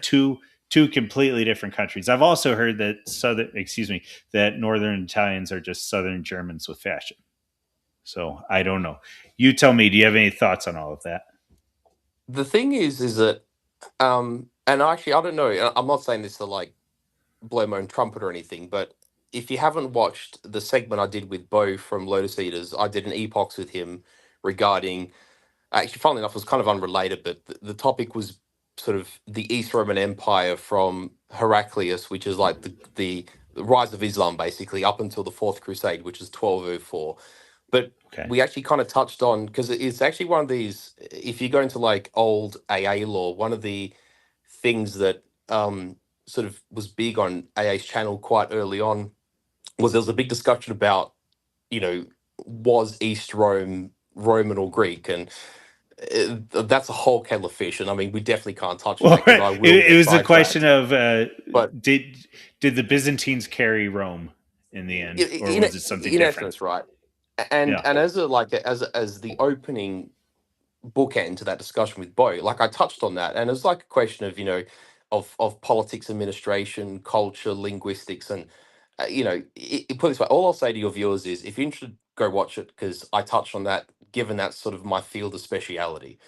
But needless to say, pertaining to your question, the way I describe Italy is this: is that as you travel south, it's more Greek, and I mean, I'm disinclined to say Arabic because everyone does the whole. Oh, have you seen True Romance and that scene with Dennis Hopper? It's like, yes, I've seen it a bazillion times, whatever. Oh, is that the But where they got him on the chair? yeah, Okay, yeah, yeah, yeah. Okay, yeah. You got so much blood, all that. Yeah, yeah. yeah, okay, And yep. in the end, too, it's like, if you look at the history of it, because it's present in like the genetics and like the haplogroup markers. It's like 20% of Sicilians have 25% or less Arab gene markers. Like it's probably little different. In the genetic influence of Arabs in Sicily is probably comparable to the Roman influence in genetics in Britain. Like there's a smattering of it, but there's not much, right? Okay, And yep. comparatively, you got to think the Arabs were in Sicily for, I mean, the conquest of the island took about 200 years.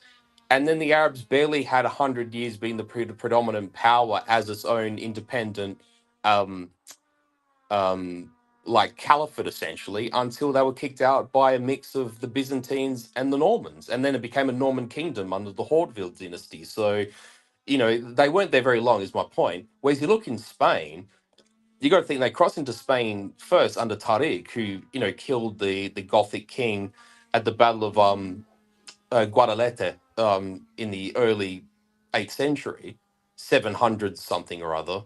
And you got to think that the Spanish kingdoms only completed the Reconquista in 1492. I mean, the Muslims were in Spain for almost 800 years and had a Mhm. much bigger impact, both culturally and genetically, on the southern portion of the Spanish peninsula. So getting back to your question, what I'm saying is, as you travel south, you definitely have a partially Arabic, but definitely a more Greek influence on the genetics and also on the culture. And Hmm. as you travel north, it is more German and to some degree a bit more French, because, like, for instance, Turin and what they call Piedmont and well, like the ruling dynasty of Italy up until the end of World War II was the House of Savoy Piedmont, and they were actually a French aristocratic house. They weren't Italian, they weren't even German. They were French or like francophone, if that makes sense. And as you travel north, you have more of those influences. But as you travel to the center, it's more Latin. And I don't want to say this to you know, poo poo you Americans necessarily, because I think, and I understand why it's done, but I think and I would love to have a discussion, not necessarily like with you directly, or maybe as a group we could have this discussion, but it's a discussion worth having that I think categorizations such as like Latino and Hispanic just don't work in Europe, or maybe in the Americas, they kind of don't fit what is being attempted to be described because, like, for instance, the province in which Rome sits is a place called Lazio. Like in Italian, we call it Lazio, right? But Lazio is an Italianization of the word Latium, and Latium means home of the Latins. The people of central Italy are the original Latins, if that makes sense. And it's only because the Spanish people speak a variation of what's a modern day Italian that, like, you started the stream by talking about like De Soto and Cortez and the settlement of the New World by the Spanish, who bring this tongue to the New World, and places everywhere from Chile to Mexico speak a variation of Spanish, and so Yes. categorically we describe it as being Hispanic, but the alternate word for it is Latino, but it doesn't really work because the Latin people come from Italy, not from Spain. Does that make sense? Yes. Yes. Well, and all it is okay. Well, let me be kind of trite and nasty to him. Uh, there were so many random tribes that they couldn't decide on a name and a moniker. So then they just took the Yeah. European blood that had gotten splashed into them and said, "Hey, I'm a minority too." Yeah, exactly. So And obviously this like has this impact in terms of domestic American politics. The Because I mean, Yeah, there's well, no point that's me. that's the crazy thing, right? Is we're using this word Latino, which as you've just described. Okay, so we're talking about romantic languages. We're talking about Latin blood, and we're using that to say white man bad. Yeah, It's absurd. I mean, I honestly have to say, and I mean, I kind of hate to do the whole like chud boomer, like oh the left are retarded kind of thing, but it is kind of amusing when it is amusing when people like talk about, like, say, Ocasio Cortez, right? And it's like, oh, she's speaking the language of the occupied. It's like, well, that's actually true. It's like these freaking Hispanic leftist activists are actually speaking the language of their colonizers, because it's not like you're speaking Mexica, not like you're, climbing the temple of, Tenochtitlan, or, Teotihuacan, and like sacrificing to Coatzacoalcos. Like, you guys have adopted the norms of your colonizers. You're Catholic, you speak Spanish. Like, who are you kidding here?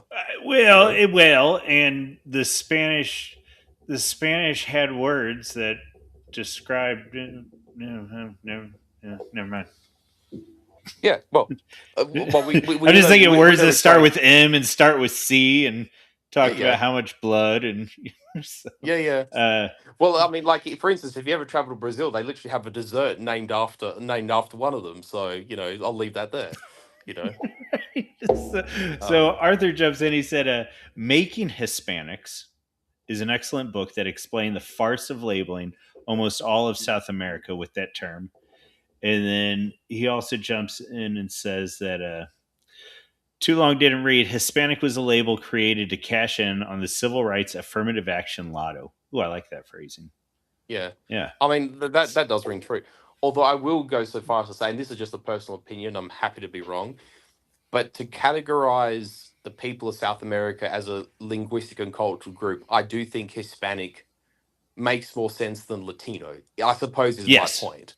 But still, it's Yes. a clumsy categorization, Right. because I really think that, so, like, it's kind of funny that what we call like the Romance languages, because it's descended from Roman culture, should Mm. actually, that would make more sense to call that like the Latino language group, because they descend from a group of people called the Latins. I mean, I mean, you got the Google search there. If you are Hmm. happy to entertain me for a moment, just search Send it. like, just search um Latin peoples, um, ancient Rome, something like that, or Latin peoples Italy, something like that. And if you go to Um, images, for instance, just pull up images. Oh, okay. okay. Yeah. Oh, actually, that works. Let me That's go the back. Wikipedia. Oh, okay, okay, yes, right. Images, yeah. Okay. But like, you'll Okay. actually see. That we'll do both. But here we go. So Okay. if you pull up, I Something think like it's the, this, maybe. yeah, if, Okay. like that. So you see that image in the top right on the first line. It's got like the different This color. one. Yeah, on the, yeah, that one there. So like, blow that image up for me. It's like, there we go. That's actually that Ah, periphery we lost it. around. Where'd it go? Come back. Yeah, we lost it. No. There it is. Yeah, yeah. So if you can blow that image up, there we go. So you see like that area around the city of Rome. We actually call that. This is kind of like around the first or second century of the founding of the Republic. That there is actually the area by which the Latin peoples that lived in Italy at the time called themselves, and that's the language they spoke. That's actually like the foundation point of what we could call Latin culture. And Yes. I did a bunch of streams with Apostolic Majesty. I think it was last year, or just around a year ago, and we canvassed this stuff. And like, and you got to think, even within Italy, there, it's like it's not uniform. You see, there's a group of people called the Umbrians, and they're Mm. related to Romans. They're technically, you might say, cousins, if I can use that clumsy word in an Sure. ethnogenic sense. But Umbrians were fellow Italics, and you might see to the south and southeast of the Roman Republic, there's a group called the Samnites. They're in the green, or Samnites, as we say in Latin. And what's interesting is that they're also like a cousin people, but they speak a related tongue. It's not the same tongue. So the Romans and the Latins speak Latin, but the Samnites speak something called Oscan. So Oscan stopped being spoken in the first century BC, but because it's so closely related to Latin that they're able to decipher most of the alphabet. But this here is basically like the very beginnings of Latin culture, just after the Bronze Age, basically. So this is like the first millennia BC, more or less, and into so technically Rome, they say, was founded in 753 BC, and sort of this is that origin point of where that culture begins. Yes.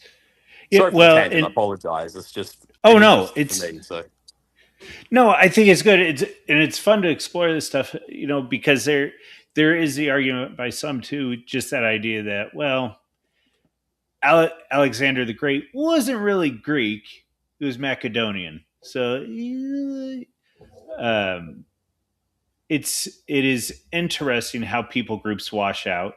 You know, yeah, 80 years ago, there were still people in the U.S. who were not American because they were German, and so, yeah.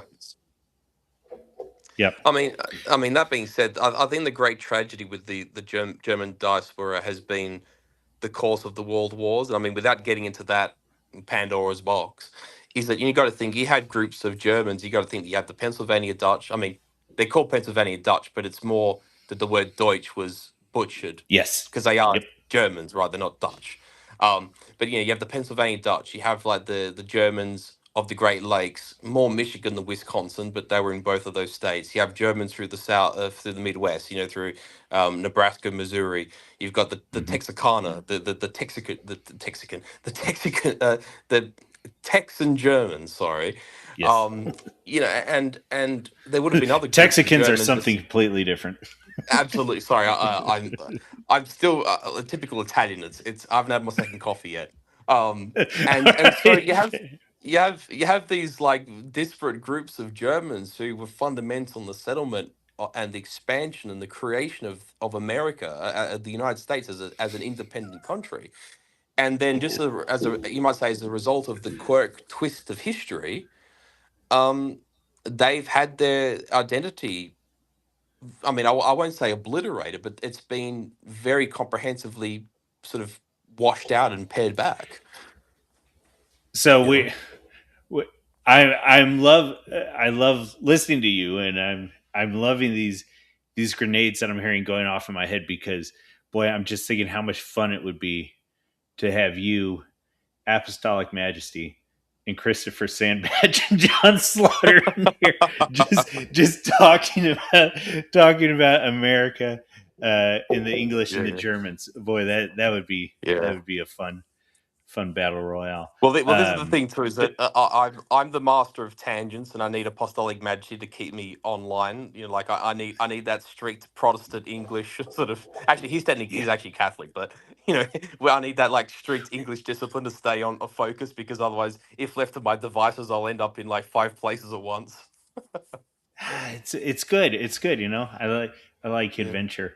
Um, well, very good. So I will Can I? say, Sorry, can yeah, I just tease something? Just because we've got the map of Italy here, right? yeah, They by all say means. that they say that Bolivia is the only country that's named after a person because it's obviously named after Simon Bolivar. Okay. You've heard that before? Potentially, but just run with it Okay. right now. Yeah, yeah. Um, Italy is the only country named after an animal. Go on. So in Italian, right, Yes. veal is vitello, right? Now, if you wind vitello back into its Latin form, it's vitellius, right? Now, Okay. if you take away the V from vitellius, you have Italius. Huh. If you then feminize Italus, you end up with Italia. Yeah. And when the Greeks first arrived, because I mean, there's that southern portion. Actually, you see it on this map here. They call it. Uh, you have the Greeks and the Italiotes, which are basically like a Yes. mix of the native Italians and the Greeks, right? When the Greeks arrived in Italy, they literally all they saw was cows everywhere. So basically, they called it. I'm kind of butchering it, but basically cowland, or like land of the cows. Yes. So Okay. Italia, Italus, was basically like the land of cattle, the land of cows, and Italy is Ooh. the modern sort of etymological um, evolution of that word. So Italy's literally named after cows. So interesting. Um, okay, so Italy. When did when did Italy become Italy? Uh, As in was the modern nation state, Yeah, yeah. 18 in the 1860s, a few Okay, years that's what I before was Germany thinking. unified. Yeah, Okay, but so if you look, but this is the thing too, is that like the word has existed a long time before. If you actually right. pull up, if you actually pull up like an ancient map, like of the Roman Republic, right? They Okay, still call it Italia. The people of the peninsula still refer themselves as Italic people. So the word has existed like millennia right. longer than the modern nation state. And what I'm trying to get to, in that idea and understanding, is to understand the part to understand the role that cattle and beef were playing in Italy. Well, like I said, when the Greeks arrived, because Yes. Greece, I mean, Greece is in its own right a beautiful country, and Greece, you know, Hmm. there are parts of Greece that are quite lush and beautiful, particularly the parts that they call Thessaly, which is like the central part of Greece, and the Okay. western part of Greece, which is what they call Epirus, which, if you've ever heard of like Pyrrhic victory, it's named after Pyrrhus of Epirus. That's Western Greece, right? That's the bit that Sure. actually like faces Italy on the Adriatic coast. So sort of see here on this map, see where like the heel is. If you travel Hmm. west from there, well, nowadays it's Albania, but if you travel sort of west southwest of there, that's Epirus, which is the western part of Greece. That's all quite hilly and lush. But there are large tracts of Greece that are actually not. Well, yeah, well, they're not. They're not lush, but they're, it's a harsher climate. It's drier. It's actually in some ways kind of resembles parts of Australia. Like it's not like it's not Bavaria. It's not southern France, if you get my drift. It's not the Po Valley of northern Italy, right? And Sure. so um, Greece didn't have, and also and I presume it's a matter of geography. Like Greece just hasn't got the fresh water like Italy does, right? And that's a result of the Apennines, the Alpine Ridge. There's a lot of fresh water in Italy, which Greece didn't have, and so consequently, Italy always had much more lush pastures than Greece historically. And so when the Hmm. Greeks arrived in southern Italy in like the ninth and 8th century, 7th century BC, and found a lot of these, well, the Greeks call it polis, but cities in southern Italy, of which even today, a lot of the modern cities of the south were founded as Greek towns all that time ago. The Greeks were just astonished. Like, just there was just livestock everywhere. And the Yes. Okay. sources, say as much. Yeah. So, Especially to see when, cattle and be like, what yeah, in the world? Yeah. absolutely. Yeah. And it was just it was just quite a phenomenon for the Greeks because just Well, their world, for their nation wasn't like that. everybody listening, I want to go back several minutes to when he was talking about stocking rates and water rights and what it takes to support various animals. Even though you can stock roughly the same amount of flesh poundage on the same acre, whether it's cattle or sheep, cattle consume a lot more water, a lot Yes, more water. And so for a place to be able to support that is potentially mind blowing, and that's what's being described here. And so people that which, were yeah, raising these sheep and these goats go and all of a sudden see what are basically walking sponges. basically, And yeah. it's just something that they could not support, and that's a Uh, crazy idea. Yeah, Okay. and this is the thing too. Like you can see, like the modern day, right? If you go into like like a relatively authentic Italian eatery, right? They serve something on pizza called buffalo mozzarella, buffalo's mozzarella, right?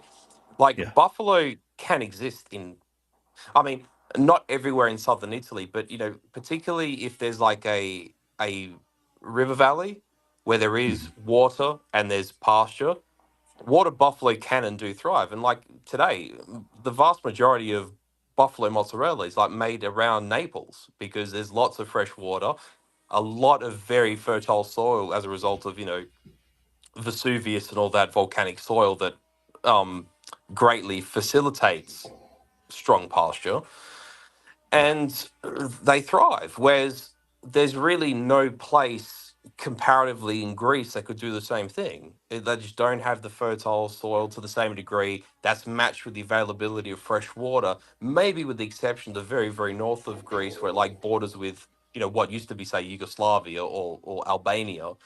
But even then, they just don't have like the problem with Greece. It goes from like grass plain to mountains without like an in between geography. Whereas with Italy, you have like the valley plain, hills, mountains, the Mhm. valleys.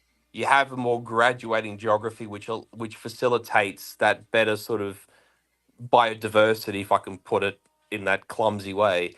Whereas, say, like with Greece, because you have this very aggressive variation of geography, just goats and sheep were easier for them to manage. And so that's why predominantly and I mean, it was true in the ancient world, it was true in the medieval period, it's true in the modern day as well, is that the topography and the geography of Greece is far more suited to sheep and goats than it is the cattle. Yes. Well, man, I love. Let's figure out how to word this. Um, I'm not exclusively, I'm not even really a gun, germs, and steel kind of guy. But what I do find far more interesting is the movement. Is first flock management, and then the movement of proteins, especially flesh-based protein, the Yep. movement of livestock, and how that affected history. I think Well, you got that's to think that's very probably one of the curious. limiting factors of the Mesoamerican and pre-European peoples of America is that like the biggest animal they had was the llama and the alpaca, and Yeah. aside from putting like a tiny a sort of bridle on them and maybe some leather packs on the back, like they can't carry payloads. I mean, you got to think like there's a breed of cows in Italy called the Chianina, and they're named after the valley from which they come, the Chianti Valley, which is like if you're familiar with wines, Are like they Chianti okay? wine. I Yeah, gotta yeah. pull these up. These guys are like 8 feet tall, and I mean I'm They're exaggerating here, literally but fucking monsters. Yeah, yeah. yes. And actually, if you want the best beef in the world, right? And I've come across this once in my life, is if you Uh, come across a half breed of um uh I can't remember if it's IA or just A, but Kia, I think it's CHIANINA, Chianina. yes. Okay. Yeah. And See, I'm hoping they give the me best, okay. This the so the nothing's fucking great on monster. scale, but Yeah. this guy right here, guys, is You know what? You know probably what? about Just five pull up the foot eight. just pull up the T-bone, man, because that's like the indicator of how big that's a yeah. I mean, look at the Let's size of that see. T-bone, man. It's huge. Look, it's right there. The images. Yeah, that's monster. Size. But the point I was going to make was that if you get a half breed Chianina and an Angus, I've never had a Yes. better cut of beef in my life. Really? Yeah, Okay. So yeah, I knew a guy that was raising a, oh, how do you pronounce it? And there's probably an American pronouncing this wrong, but I think they were calling it Piedmontese. yeah. Piedmontese. Piedmontese. Yeah, yeah, Okay. yeah. Yeah, and In Italian, would say the Piedmontese, but Piedmontese is fine. Yeah, it's not wrong. okay. Yeah. Yeah, so those were another one that they dealt with a lot of times. This double muscling. Let's see if that. Well, that's like that So you could. Belgian brand, like they call them the bodybuilders beef. Okay, yeah. So it's Oh, they're interesting. big. Yeah. The Italians for they're often let me figure out. So they just don't have an impact over here in the states, which is interesting because the people that have the Italian breeds of beef in particular, oh, they love them. They Mm. they are absolutely sold by them. But yeah, the over here in the states, it's overwhelmingly Angus. Yeah, which Yeah. doesn't surprise me. Well, it was interesting. I was at a. If anybody that's listening to this is familiar with the big breeders in the U.S., the big Angus farms, I was at the big one in Virginia, and I was talking with a guy, and he said, "Well," he said, "I'm not. I'm here and I'm working with Angus every day, and I'm not going to say that Angus is the best beef out there. What I am going to say is that in the 1960s and forward, the Angus Association had the absolute best marketing in the world, Yeah, and they were able to take that and run with that throughout the yeah, 20th century." So, yeah. That doesn't surprise me. That, as we say in our circles, it checks out. You know. right. Yeah. Well, and so that is interesting. I can't remember if I asked this earlier or not. What is the primary livestock over in Australia? So, Is it beef? Is it so sheep? Yeah. yeah, I mean, actually, we kind of half talked about this, and then I ended up going on one of my many tangents. But We started talking sort about of, emus and stuff. Yeah. That's right. yeah, exactly, yeah. So in the like you might call it the Great North, and in the same, Okay. we there's a reference we use to describe certain properties, and by certain properties I mean like 100,000 acres and beyond, right? We call it station country, which a station for us is like the equivalent of like a really really big ranch, right? If you can Okay. imagine like Yep. like the big like Texas or Oklahoma ranches or something, like something you'd Sure. expect like on the out, to use the verbiage from Marty Robbins, like from the Badlands of New Mexico, like um Okay.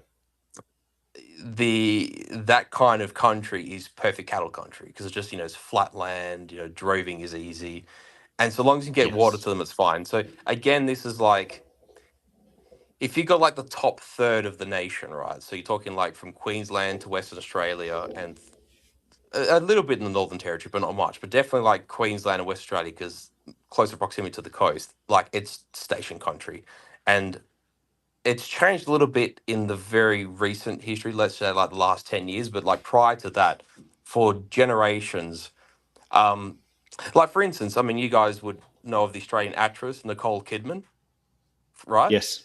Okay. She comes from a family they call like they are the Kidman family. They were like the second or third largest landholders in Australia for like 50 or 60 years around the Okay. time of the World War period, right?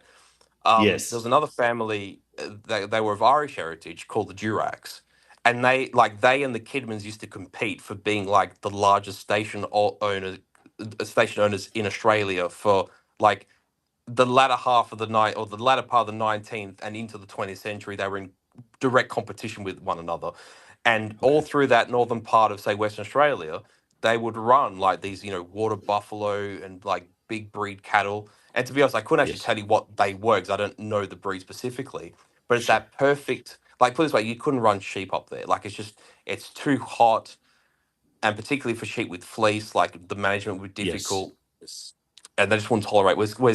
What's interesting is like cows tolerate either really wet conditions, like imagine Northern Ireland, Southern Right. Scotland, Northern England, because the problem with the sheep is that they're more inclined to get like, um, I suppose we'd call it foot rot, but like Yes. Yep. the hoof equivalent of trench foot, right? Like they suffer Yep. really bad from being too waterlogged.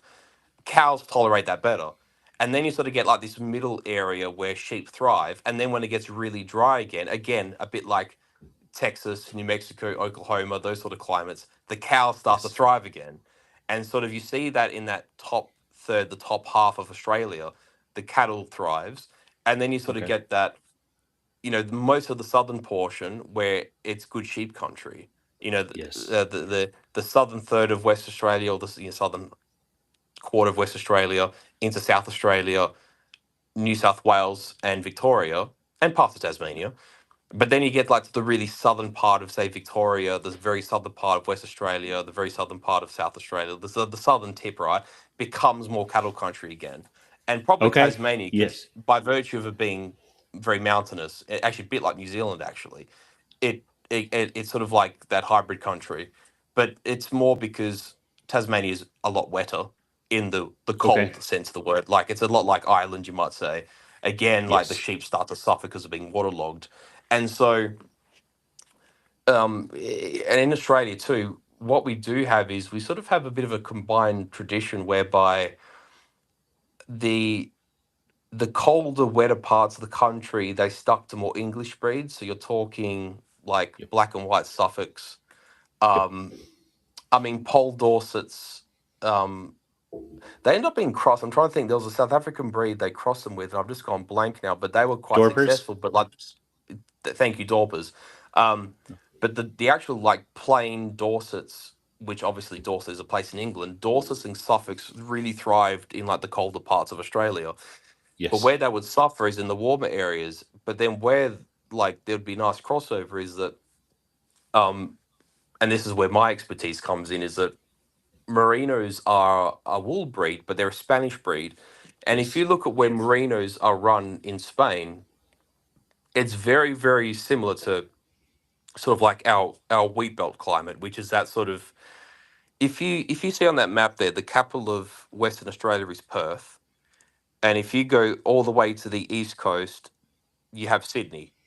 And if you sort of drew like a tram line, like in your mind, if you sort of like, if you sort of got like, I don't know, like a finger or a thumb saying just like ran it across the screen, there's like this perfect corridor by which merinos are ideal because it's not so dry that they suffer from, like dehydration and being parched, but Mm-hmm. it's also not so wet that like, because what actually happens when like wool breeds are too waterlogged is they actually start to suffer, like the actual fleece will rot.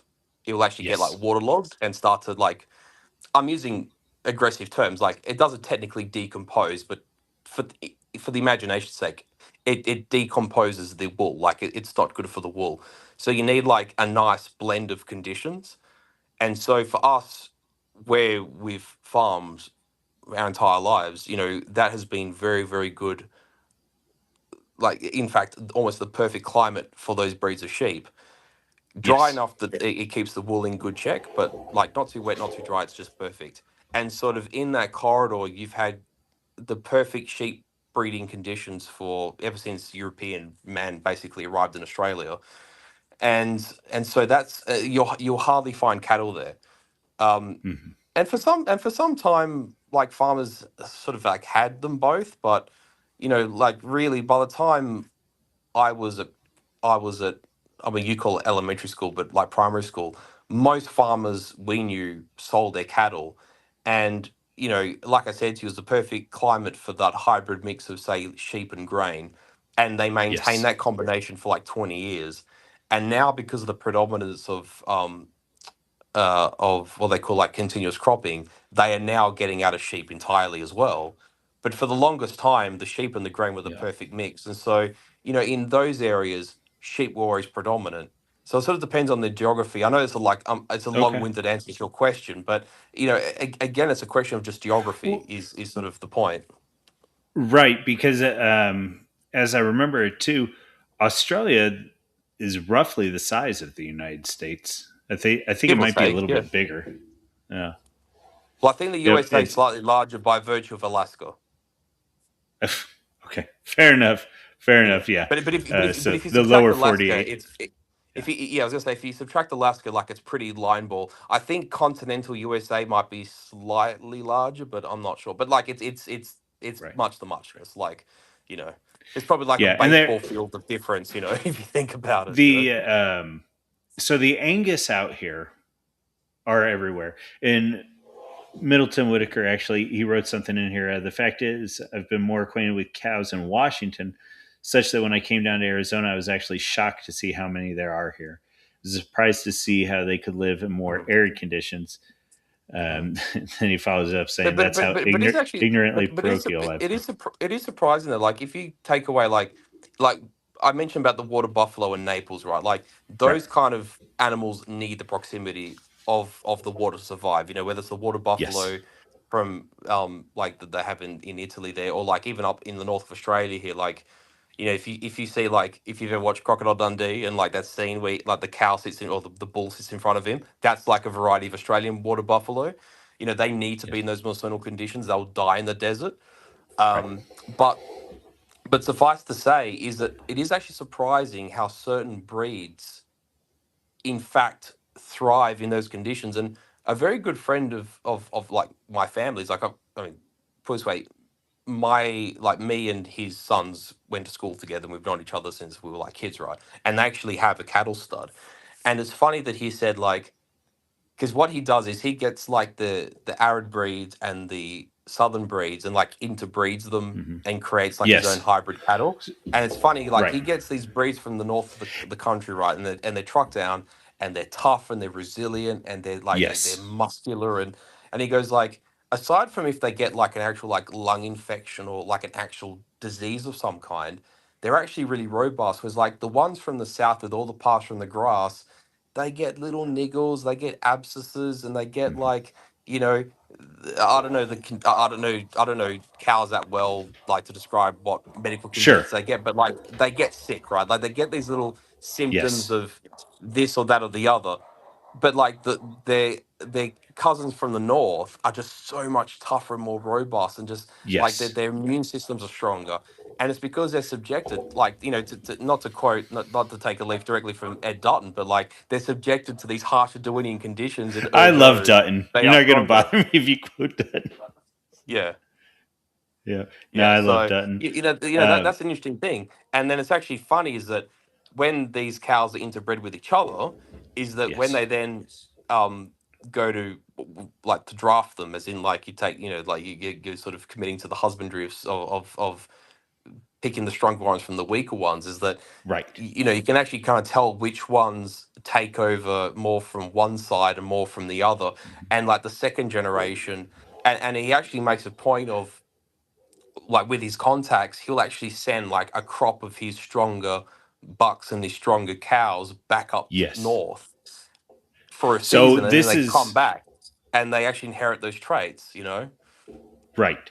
So this is actually very similar to the dirty secret in the U.S. to some degree, in that while yes, Angus is the primary beef brand in the U.S., when you really get into the breed, one, there's absolutely crosses throughout the different areas, but then two, um, as you guys get into some of these larger breeds, if you ever decide to start getting into cattle or dogs or anything, what happens is that a lot of times the lines, the family lines, the breeding lines within a particular breed will matter even more than the given breed. And so you can Correct. have low line Angus, you can have broadback Angus, you can have Oklahoma Angus, you can have Angus from Washington, the state, versus Angus that are out in Atlanta, and you will find I can't huge imagine. I differences. can't imagine there be too many cows in Washington D.C. Like Yeah, right, right. Uh, and in fairness, though, to the state of Virginia, yes, you're correct, DC. Um, Maybe the Smithsonian Zoo has a couple. I don't know, but the state of Virginia, due to the fact of its heavy English influence, Mhm. has some of the best lines, not only of Angus but of cattle in general, especially some of Yes. what they call the heritage breeds here in the U.S. And so that would be Yes. something like milking Devons. Uh, oh, what are some other ones? Milking Devons would be one of them, and then Richard's cattle. I can't remember. Down in Florida. Well, I don't have the map up here. Let me pull up a map of the U.S. But I'll do a just real to quick run just through. just to buttress Yes, what you're saying, please. because I mean I've cottoned on as much just by having watched Joel Salatin as much as I have, and definitely some. Well, it seems that Virginia and sort of like parts of like particularly like North Carolina and sort of that part of the eastern seaboard there, you have very Hmm. reliable rainfalls, very strong pastures, very good soils Yes, through the Appalachians, and those heritage English breeds, A, are just made for those conditions, and B, as a result of those two factors between the water and the soils, like they are predisposed to raising excellent cattle, from what I can tell. Like that much is yes. quite evident. Yeah, yeah. I do agree We with also Arthur in California. The only thing in DC is cash cows. That's very true. uh, very good. Hey, and also this has been great. I was going to say I don't want to keep you on here if you need to be busy. Um, no, so I don't I've know. probably got I got another half hour on my sleeve at least, so I'm not in Okay. a hurry. Yeah, Okay. no, I'm good. So there is Just something. Can you guys? You, go ahead. Yep. no, I'm just going to say because I don't want to keep forgetting this because I otherwise will. Because we've touched on sheep breeds, but what I was going to say is in Australia, if we take like the sort of wild water buffalo from the north varieties, because I just Hmm. don't know anything about them, is that likewise here, Angus is probably our most predominant cattle breed. In Really? Victoria, Okay. as a result of the Italian, because there's Australia's quite funny is that the Italians basically went like east and west. So like there's a strong contingent of Italians in West Australia, and there's a very strong contingent of Italians in Victoria and parts of New South Wales. And that's basically where they went for the most part. And there's probably like a relatively even split where a lot of Italians, say if they're from like the south, from like Sicily or from Calabria, they went Okay. to like the port cities because they took up fishing or they were like shopkeepers and that sort of stuff. Or you get Yes. people like my dad's side of the family who came from like agriculture farming and they actually went farming in Australia, so they did that. And then the other sort of line of them was that if they were from small towns, they usually took up like market gardens or like, growing fruits and Yes. vegetables. So Yep. there's also that. And there's sort of the three segments you might say of Italian society. And there's like the academic class, but we let's not go there, right? We know what that is. The urban elite can stick to themselves. But Okay. what I'm saying is like the Italian contingent actually did take Italian breeds to Victoria. So there's like a couple of Chianana breeds in Victoria, and there's also Oh the yeah. Piedmontese in Victoria as well. Okay. And they've actually had, and that's what I was talking to you about the crossbreed. They've actually had success with crossing them with Anguses, and the outcome is actually really quite delicious, if I may say so. Um, Yes. and in terms of the dairy breeds, we do have the Holsteins here, but we clung on to our jerseys and actually we had quite a success like running jerseys and Guernseys side by side, and in some instances actually crossbreeding jerseys and Guernseys, Yes. and they have been really a staple of Australian dairy, like really for the last century, more or less. Okay. Yeah, So here in the states, the overwhelming dairy breed is going to be the Holsteins, and then and you'll notice the anglicized pronunciation. So the Holsteins, and then what where it gets really interesting, especially as so dairy in rough terms, the bottom has fallen out over the past 40 years. And so there are very few dairies in any yeah, given state, particularly the ones that are south of the Mason Dixon line. There's very few yeah, dairies yeah. anymore.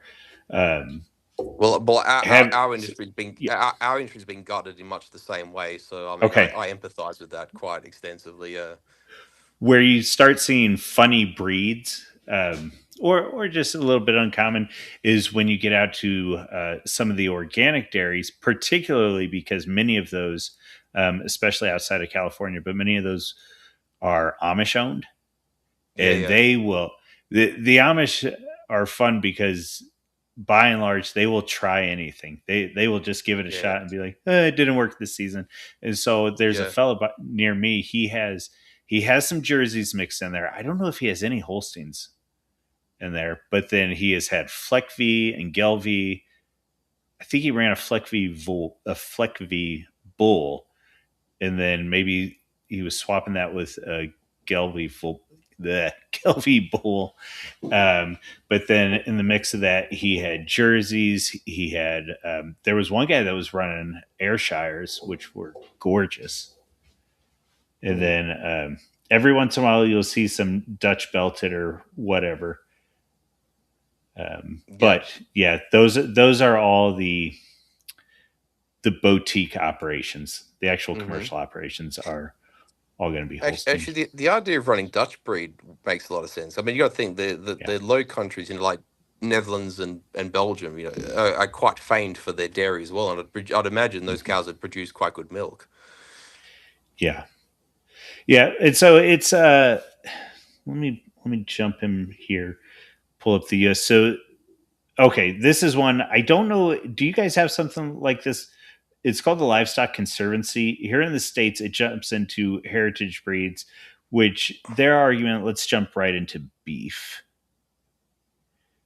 Their argument is that these are breeds um, that were either brought over here and have reached endangered status or are actual American breeds.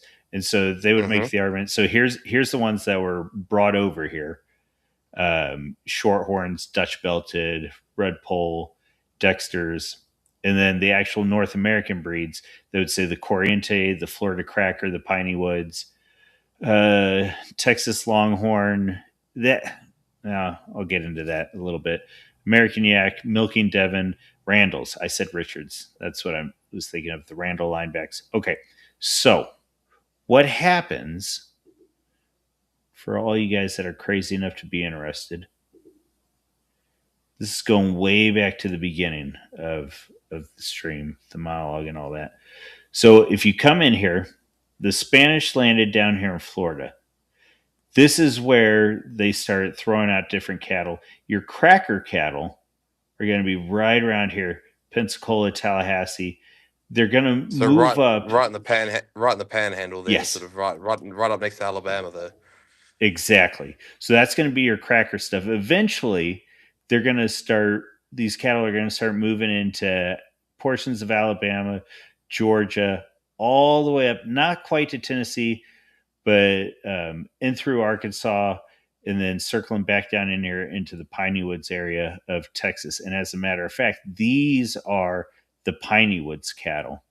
All Piney Mm-hmm. Woods really are. Now there's guys in Georgia and other places that would slap me for this, but all Piney Woods really are these cracker cattle that could deal with these areas even better than the cracker cattle could. And Mm-hmm. then coming up here in Mexico, the Spanish were in here, and they're bringing up different cattle. They've got the Corrientes, and then they've got other Spanish cattle that wash out through Texas. And the Corrientes stay black and they stay a little bit smaller. And then the Longhorns basically have a rainbow of color, and they're in this Lubbock, Amarillo area. Mm-hmm. And just between the grasslands or lack thereof and the size, they're able to one keep their horns because horns actually help cool animals to some degree. It Mm-hmm. helps circulate the blood outside of the body, so it cools the animal Mm-hmm. down. But then, It's like an organic radiator, right? For yes, cattle. Yeah. yep. And so you've got the crackers and the piney woods, which have much shorter horns, still that color variation. The Corriente, which are black, which is helping in the sun, and then the longhorns, which have the great variation in color, but also have the longer horns, which like that was a great way to put it, sort of a radiator for the blood, brings it out, cools it. The issue with all of these, especially the Corriente and the Longhorns, is that they are very rangy cattle, which is Mm-hmm. good if you've got these free range areas and just want to turn them out and let them go nuts. But if you're actually trying to manage the cattle and stock them in higher degrees, it's not a good sort of cattle. One, because they're putting pressure on your fences, Mm-hmm. and two, because they don't beef up and carry fat like some of these Yeah. other breeds, which ultimately would be the Angus, the Randalls, the all of Yeah. them that came from the greater New England area. Yeah. Yeah. Yeah. So They don't quite that's when we fill start. out in that same way. Yep. And so everything we just sort of described here, and so we said that these four breeds, the Crackers, the Piney Woods, the Corriente, and the Longhorns, are all kind of sort of the same cattle. You get that same sort of variation like we were talking about earlier with Angus. So an Angus in Alabama is going to look very similar to an Angus from Montana, but they are Can I going to just ask a carry. question out of Yeah. my own ignorance, just out of my curiosity? Now, the Yep. Corrientes, right now, obviously by virtue of the name, it's obviously Spanish. Now, obviously, with the history of Texas, the Texan Republic, and then sort of the Alamo, and how they became incorporated into the USA. Now, were the Corrientes already there by virtue of having been with, say, Spanish ranchers and farmers, or did they come up through Mexico after the fact at a later time? My understanding, my understanding is that they came up through Mexico. The Spanish, the Spanish being there in the more central portion, and then coming up Okay, yeah. into that Texas, Republic of Texas, Hmm. that area. Yep, yep. So the idea is they still Um, came up through Mexico at some point rather than having been initially there to begin with. yeah, Okay, yep. cool. Yeah. That's my understanding of the Corriente. I don't know if Arthur has a better understanding of it. Now, this one is interesting too because you can see the color variations. A lot of guys now, though, breed to black, have an almost exclusively black. It almost looks like a cross between a black Angus and a Mm-hmm. Longhorn. So this is a little bit closer to a lot of Yeah, because the you have Corriente variations groups. there of like brown and tan and Yes. even like that cream white. Yeah, it's quite a I Yep. just eat beef. Nice one. Yep. And so this Uh, guy, this guy is more along the lines of how things are being standardized these days and bred to. Now, mhm, again, too, this is livestock, and I imagine it's the same in Australia. Um, Guys will get very particular about their breeding, and they will get very mhm. particular about the history of their breed. And you could put 10 horsemen, but or at least in the US, you could put 10 horsemen or 10 cattlemen in the room and get 12 different opinions. Is it the same way in Australia? Oh, I mean, I'm less familiar with cattle, but I mean, I know the phenomena you're talking about. Absolutely. Right. You know. Yeah. Yeah, Well, we it's a bit have like, well, funnily enough, because my dad and I just acquired another ram just recently, um, yes. and we're at a stud sale, right? And it's the idea Uh-huh. of even then there's like discussions like, oh well, do you cross a merino with a pole dorset? Do you cross it with a Suffolk, or do you get some like Dorper? Do you get like two Yes. partial crosses and crossbreed them? And you like you say, sort of like put 10 men in the room and you get 12 opinions. It's kind of the same thing in a different way with Oh, sheep. it's Yeah, yes. yeah. Yep, 100%. Well, and then what the US did too when it comes to sheep, so you've mentioned the Dorper. Do you guys have a big market for hair sheep?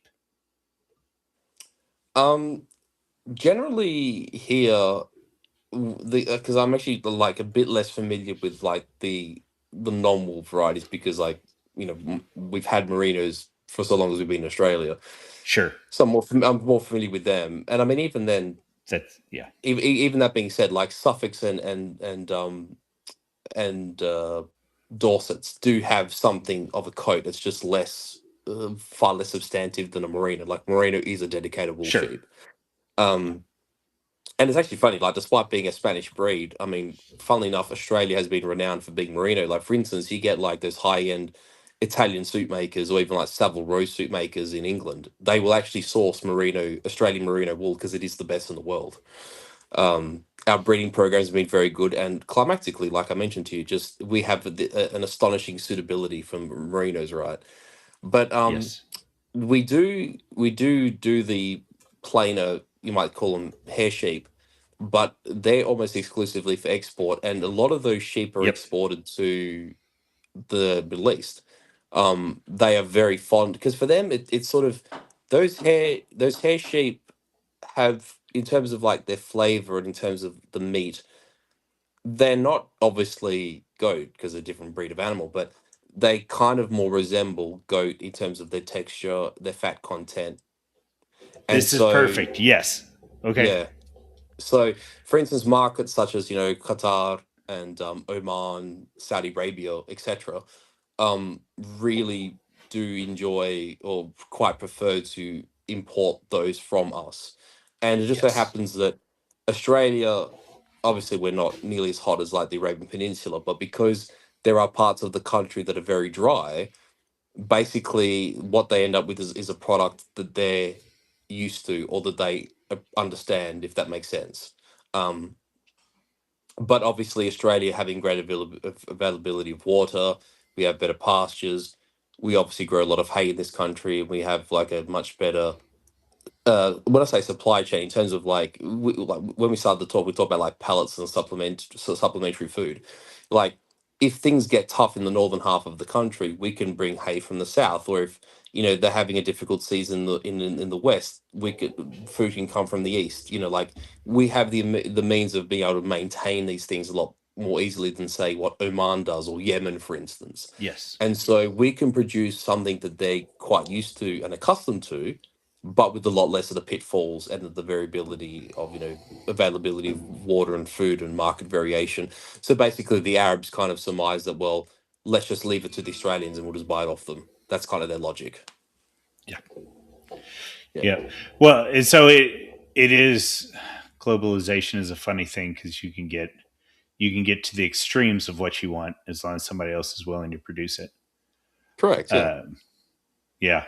So what happened? What happened with sheep in the U.S. is that we came over, and of course we had the English wool breeds overwhelmingly. However, there was a fella up in Maine in the Katahdin Mountain region who did not like the wool, and they're so we talked earlier about how sheep just kind of got forgotten in the U.S.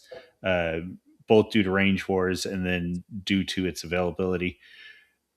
Amidst all of that, for the guys that stayed in sheep, there very much became this. The, there was a mindset that said wool was bad because of the lanolin production, and that lanolin was tainting the flavor of the sheep. Now, as a sheep guy, I personally there is a difference in flavor, and I much prefer the wool breeds. I feel like we've Mhm. gotten to a point now with our hair breeds that they almost taste like a weak beef. Uh, Yeah. they they've lost so much of the sheep flavor that I don't. Mm. They're not for me.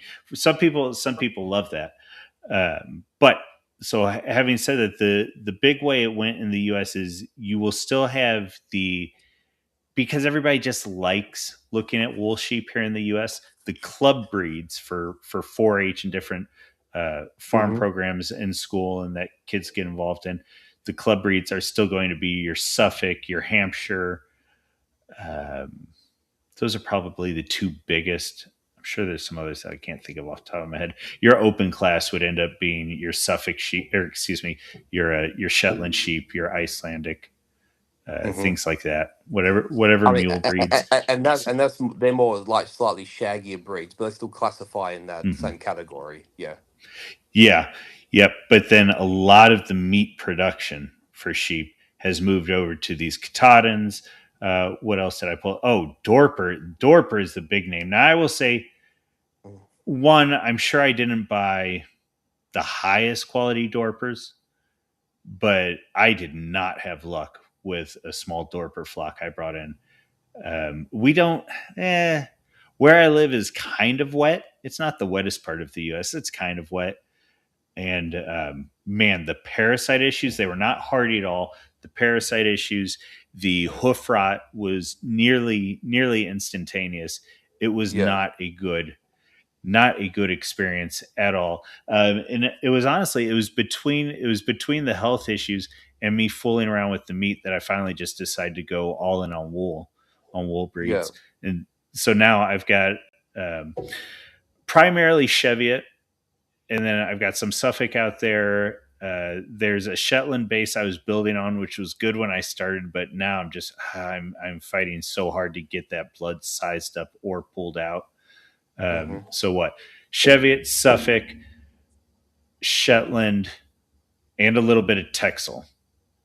Hmm. And so I'll be running a Suffolk Ram this upcoming season, and then what I think I'm going to start trying to do is um, on off Suffolk and Texel, because I think that'll probably get me to about to the size I want to be here over the next few breeding seasons. Yeah. Yeah. But yeah, the big one now too is so everybody that as we're talking, these are Katahdins. These are your primary hair sheep here in the States. Even most of your hair sheep, if they're not Katahdins, they've got Katahdin crossed in there. I don't know why these black bellies are on here. You ever mess with black bellies? The ones I had were nuts. We don't really have them where we are in this Yeah, part of the country, but there. I think it's Tasmania that they stuff around with them a little bit. But yeah, yeah. but what I was going Um, to say is the other thing yes. that's worth experimenting to with your crossbreeding is that the great thing with wool is because wool is, you know, in a literal sense, wool is actually quite heavy. I mean, for the animal carrying it, you know, Yeah, it ends up right. being quite a Yes. proportion of their Yeah, body yeah. mass, you know. And as we know, like, you know, wool regrows and sort of, and even for us, we've actually learned a lot having altered location. You're talking about parasites and foot rot. Is that we've moved to a location with approximately 40-50% increased rainfall per annum, and we've actually realized that we actually need to shear more often. We used to shear once a year in the dry part Yes. of the country in which we live. Now we've moved to wetter part. We're having to shear every 9 months because we're Yes. getting to the point now where, you know, we struggle with like maggots and the like Yeah. the what we call fly strike in Australia. But basically where the like flies will bury larvae under the wool, and if it's wet and moist and warm, they just thrive. And so to actually reduce that problem, we're having to shear them more frequently. And the other thing is to actually, good you've got the photo of the merino up.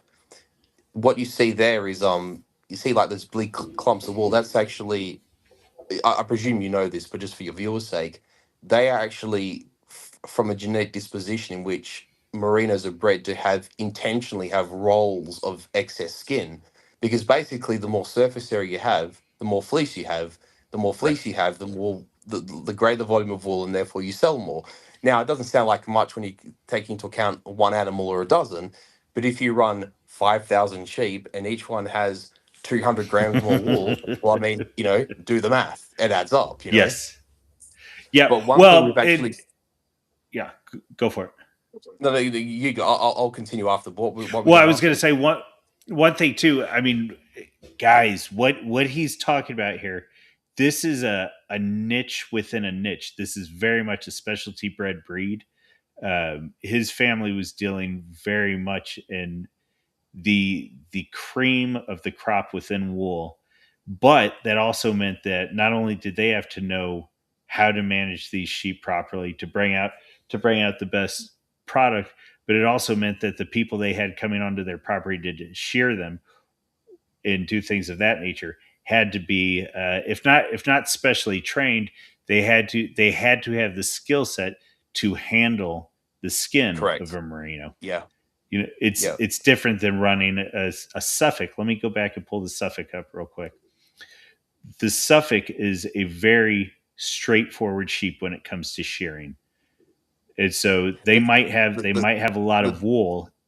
yeah. Yes, The terminology we use is you either have sheep like with the skin rolls, or if they're flatter, we call it a plain sheep, like a plain coat. That's the yeah, phraseology. So you have plain sheep and basically like rolls on sheep. Yeah. yeah, and these a high quality on a Suffolk, a high quality shearman can move through a Suffolk in roughly, man, I would say between 90 to 120 seconds Yeah. Yeah. That's about on right. a Suffolk. Now on a Merino, what's a Shearman? Add 50% to that, like as a Yeah, minimum. Yeah.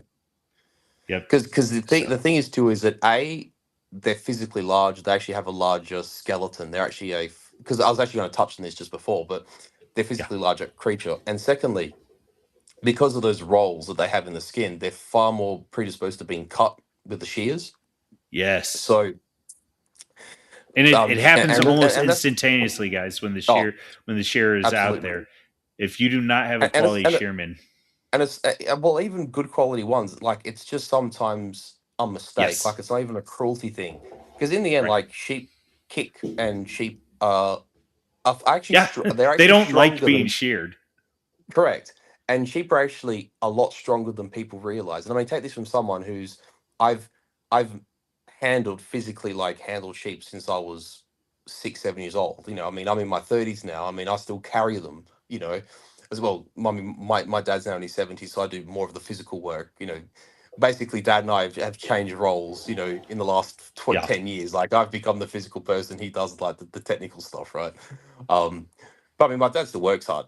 Don't get me wrong, but the point is that like they are physical and they're strong, and like you got to think sheep are just like this mass of wool and meat, and meat is muscle, and muscle is strong, and because with the merinos too, like a they're a physically larger frame, and b because of the fleece, it's a bit like if you've ever known someone who was previously obese and then got shredded as hell, right?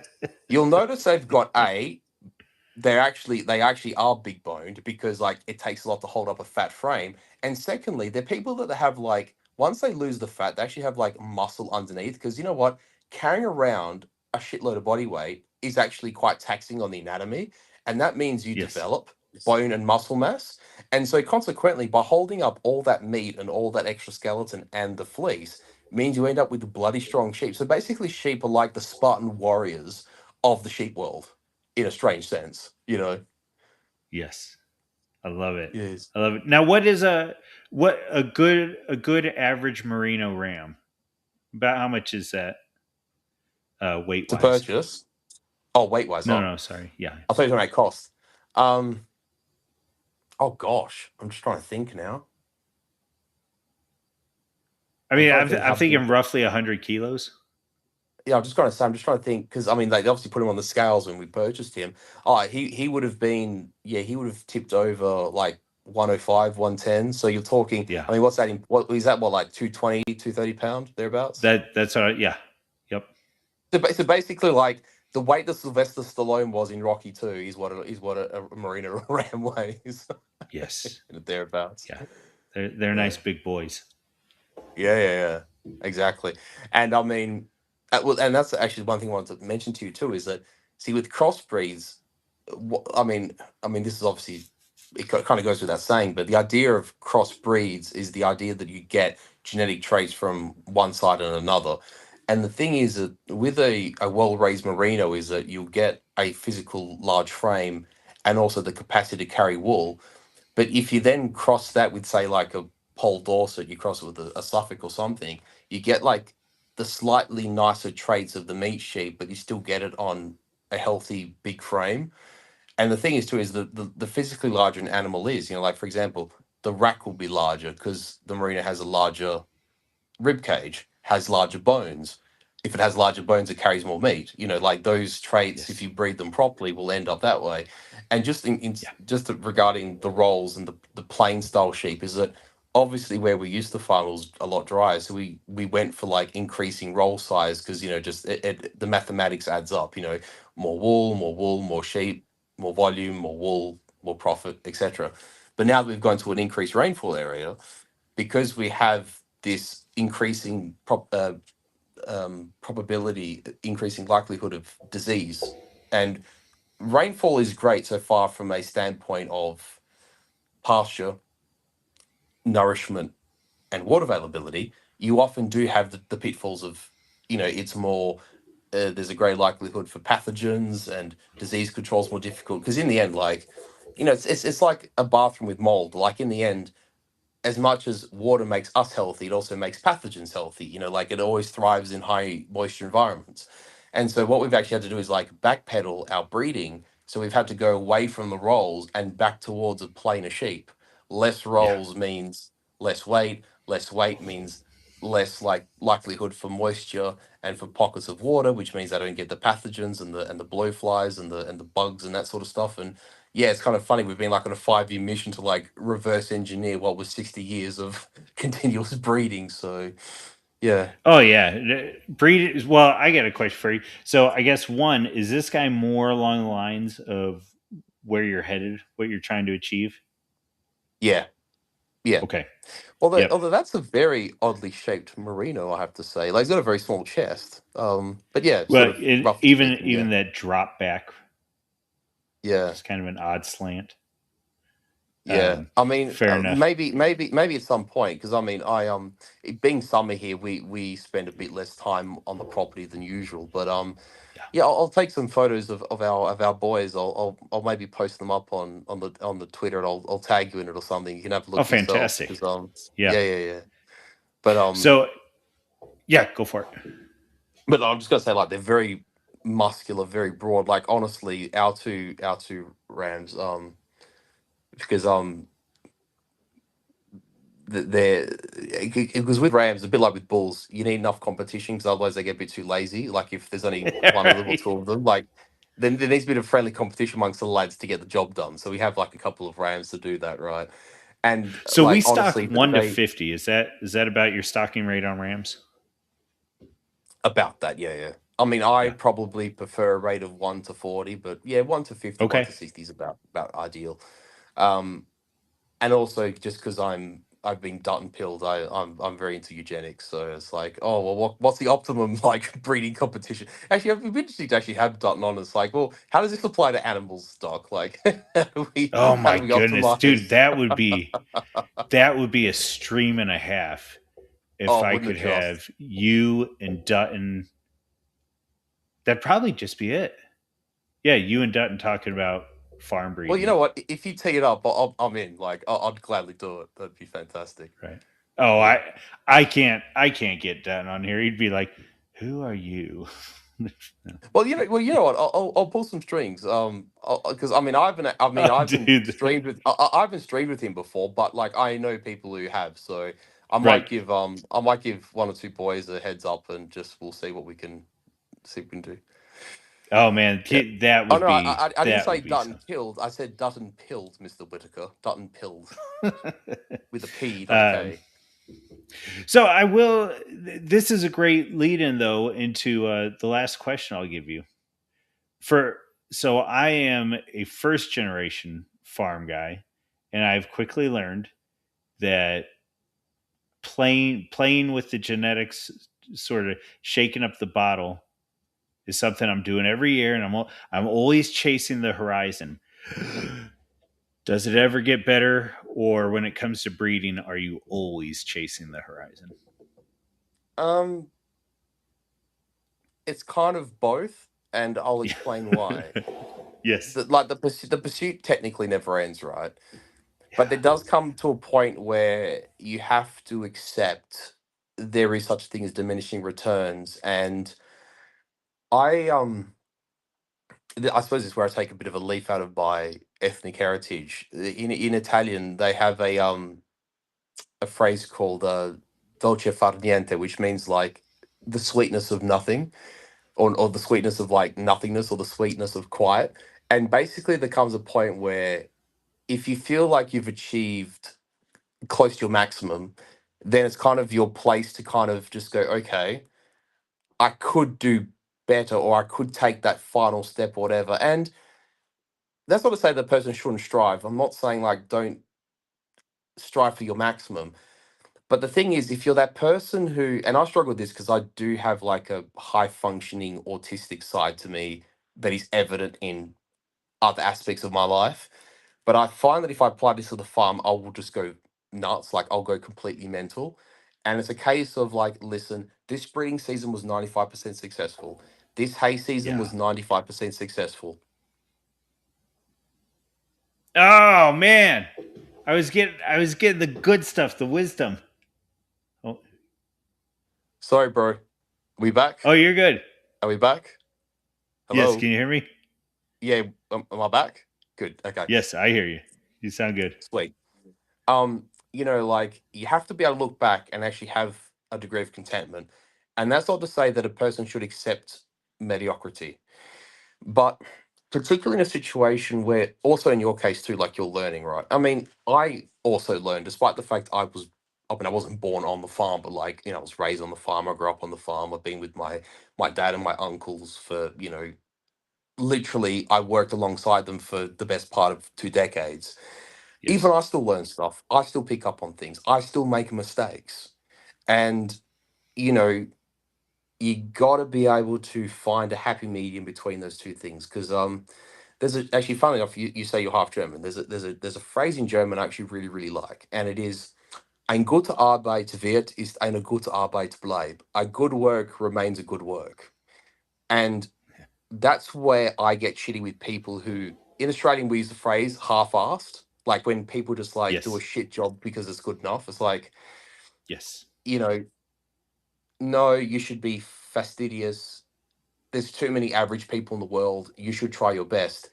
But at the same time, respect your own labor, respect your own time, and respect the fact you have endeavored. And sometimes it doesn't pan out exactly. But you know what? If that is the trick of perfectionism. It ends up being a pathway to misery.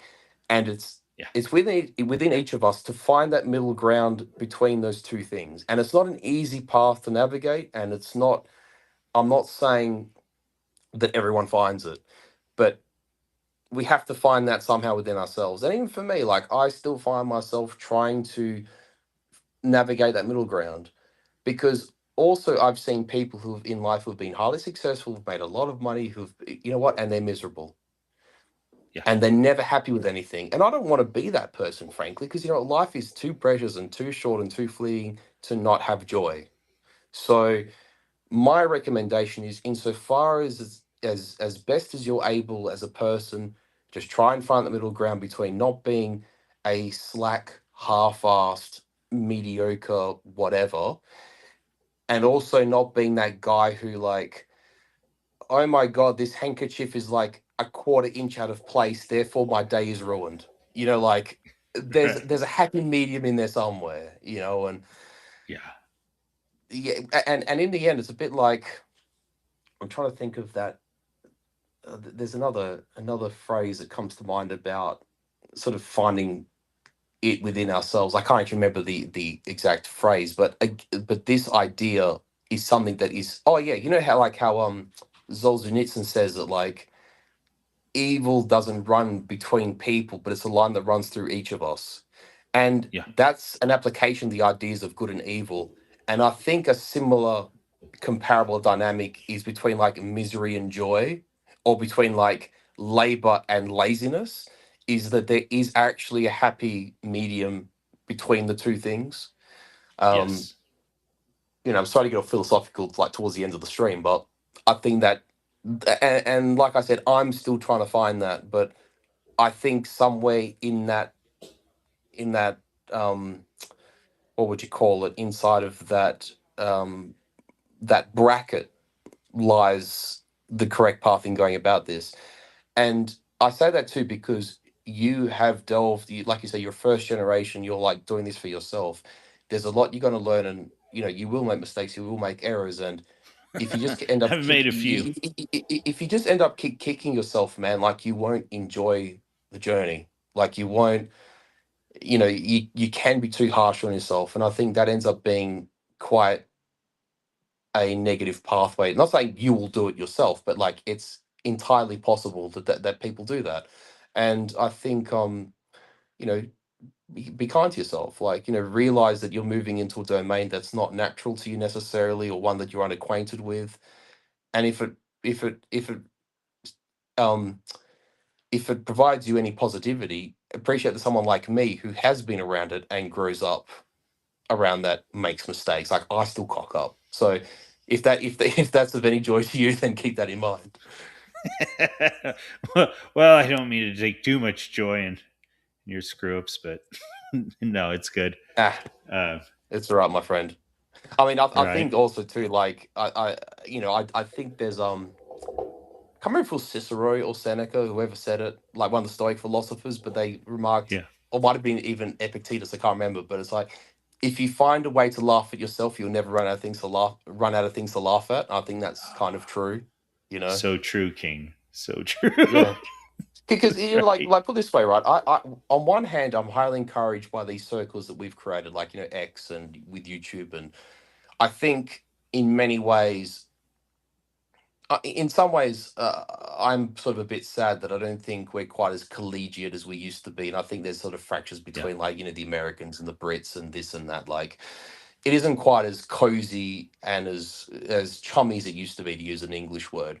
But at the same time, I think we've made a lot of headway. I think we've done a lot of good work. I think we have been like a beacon and like a part of the internet that has not existed ever before. And I think to our own credit, and it could be someone as prominent as Oren McIntyre or as academic agent, or Yeah.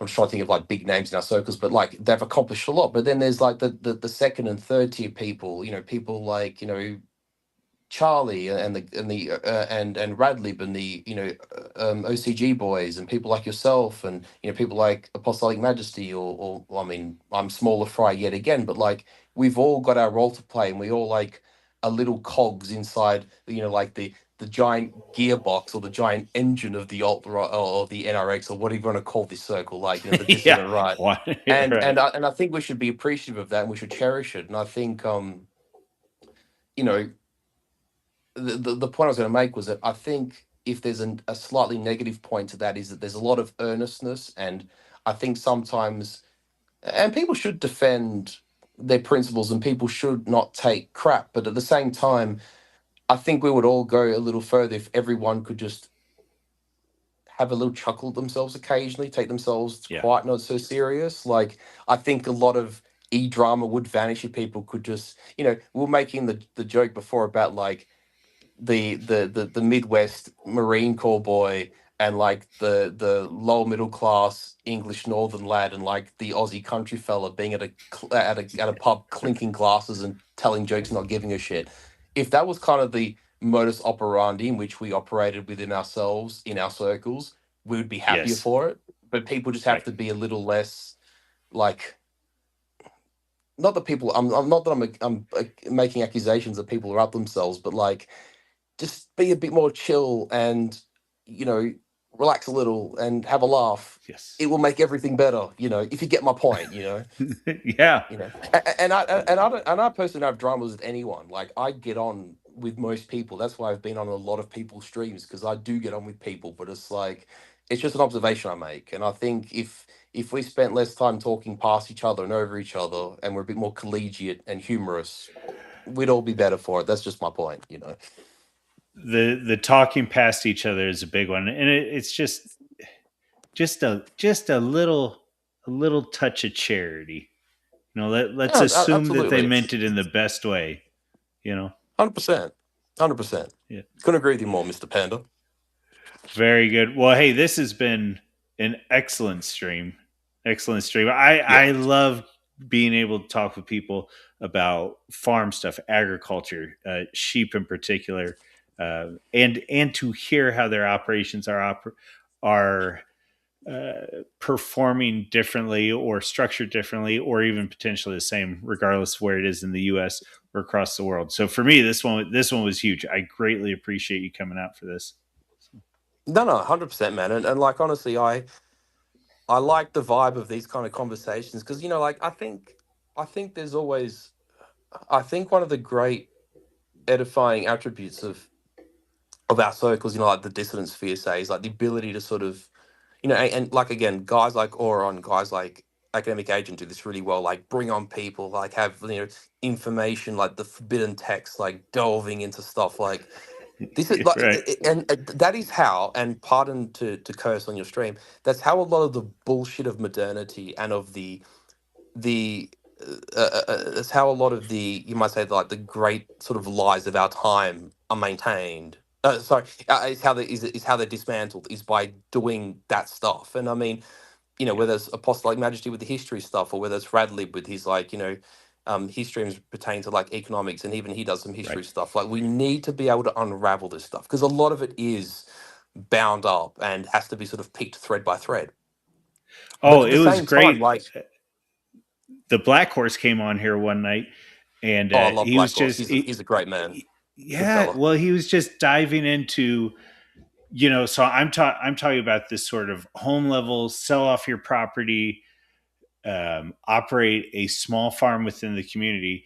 And he was willing to come on and he talks about the Chicago Board of Trade and how agricultural cells are working. I was like, yes. Now it was a little dense, but just to be able to get that overview Yeah, and yeah, try and push it out to the ag guys that listen to this. Oh man, that yeah, was yeah. great. Um, Black Horse would bring in the meat and potatoes of like the ag markets. Oh yeah. Oh yeah. It was. um, Oh, it was yeah. great. Yeah, Very good. and just to say, like, I think these kind of conversations are a real staple on the Yeah. standpoint that it's just good for like guys to connect. I mean, like you got to think like you and I didn't know who we were, like 2 months ago, in terms of like we know each other personally, right? And Right, right. now, Yep. hopefully this is the start of like a, like an excellent friendship or whatever, or like, we can stream again in the future, and it should be relatively easy. And Yes. we evidently have a lot of commonality, so that's like brilliant. And just sometimes like things don't need to be quite so serious, and things don't need to be like structured rigidly. It's nice just to be able to, you know, I think you have the phrase in America too, like just shooting the shit. Like it's just good just to talk, Right. without any Yep. preconceived notions, and without, you know, and just having friendly discussions, I think is one of the great qualities of our circles. And it would be Yes. great that just Or more of at it least happened, should be. like, Should be. yeah, no, exactly right. And I mean, I've always been a person who just said, you know what, the more round tables, the better. Like in the end, Yeah. if you get a couple like-minded guys around a stream, talking about stuff, going from this topic to that topic, and the crowd like it, and viewers can bond about it. For me, Right. that's just all W. That's just all W's in my opinion. Very good. Very good. Well, so probably everybody that's tuning in is aware of you, but go ahead and let's do some shilling, and then I'll let you Hmm. get to your afternoon. And yeah. Thank you. No, that's what I was going to say. I'm just in time for my Italian lunch, so perfect timing actually. Good. But Good. no, so yeah, so you can follow me on X. My at is Renovatio Furious. And I am the co-host for Apostolic Majesty. He has a YouTube channel, has several streams, of which evidently you've watched a few of them yourself, Panda. So, Yes. that we can go into quite deep detail about various things. And I mean, we've spoken everything from, the the Bronze Age Greek period to the foundation of the nations of Charlemagne to the Crusades to, you know, Prussia and the formation of Germany, and we've spoken about the world wars, and actually just recently touched on. Sadly, I was only on one of the three episodes, but we touched on feudal Japan and the Sengoku Jidai. And actually, I think I sent you the link to. I am doing a stream tomorrow about Belisarius and the Great Byzantine general. So if you're into that sort of stuff and don't mind some occasional like food posting and farm posting and all this sort of stuff, then yeah, give us a follow, and feel free to drop a line and say hello. And indeed, you know, if you have ideas for the future, Panda, I'd love to come on again. I've thoroughly enjoyed today's stream, so thank you for the invite. It's been much appreciated, and I'm glad we got a chance to have a good chat. Yes, absolutely. All right, guys. So I do have his X account in the description. I'm going to try and get the description updated with Apostolic Majesty's channel, so you can tune in to their future streams that they do together and dig into dig into that back catalog. So with that having been said, everybody, I appreciate you guys coming in, hanging out with us, and listening to us talk sheep and agriculture. And you all have a good evening.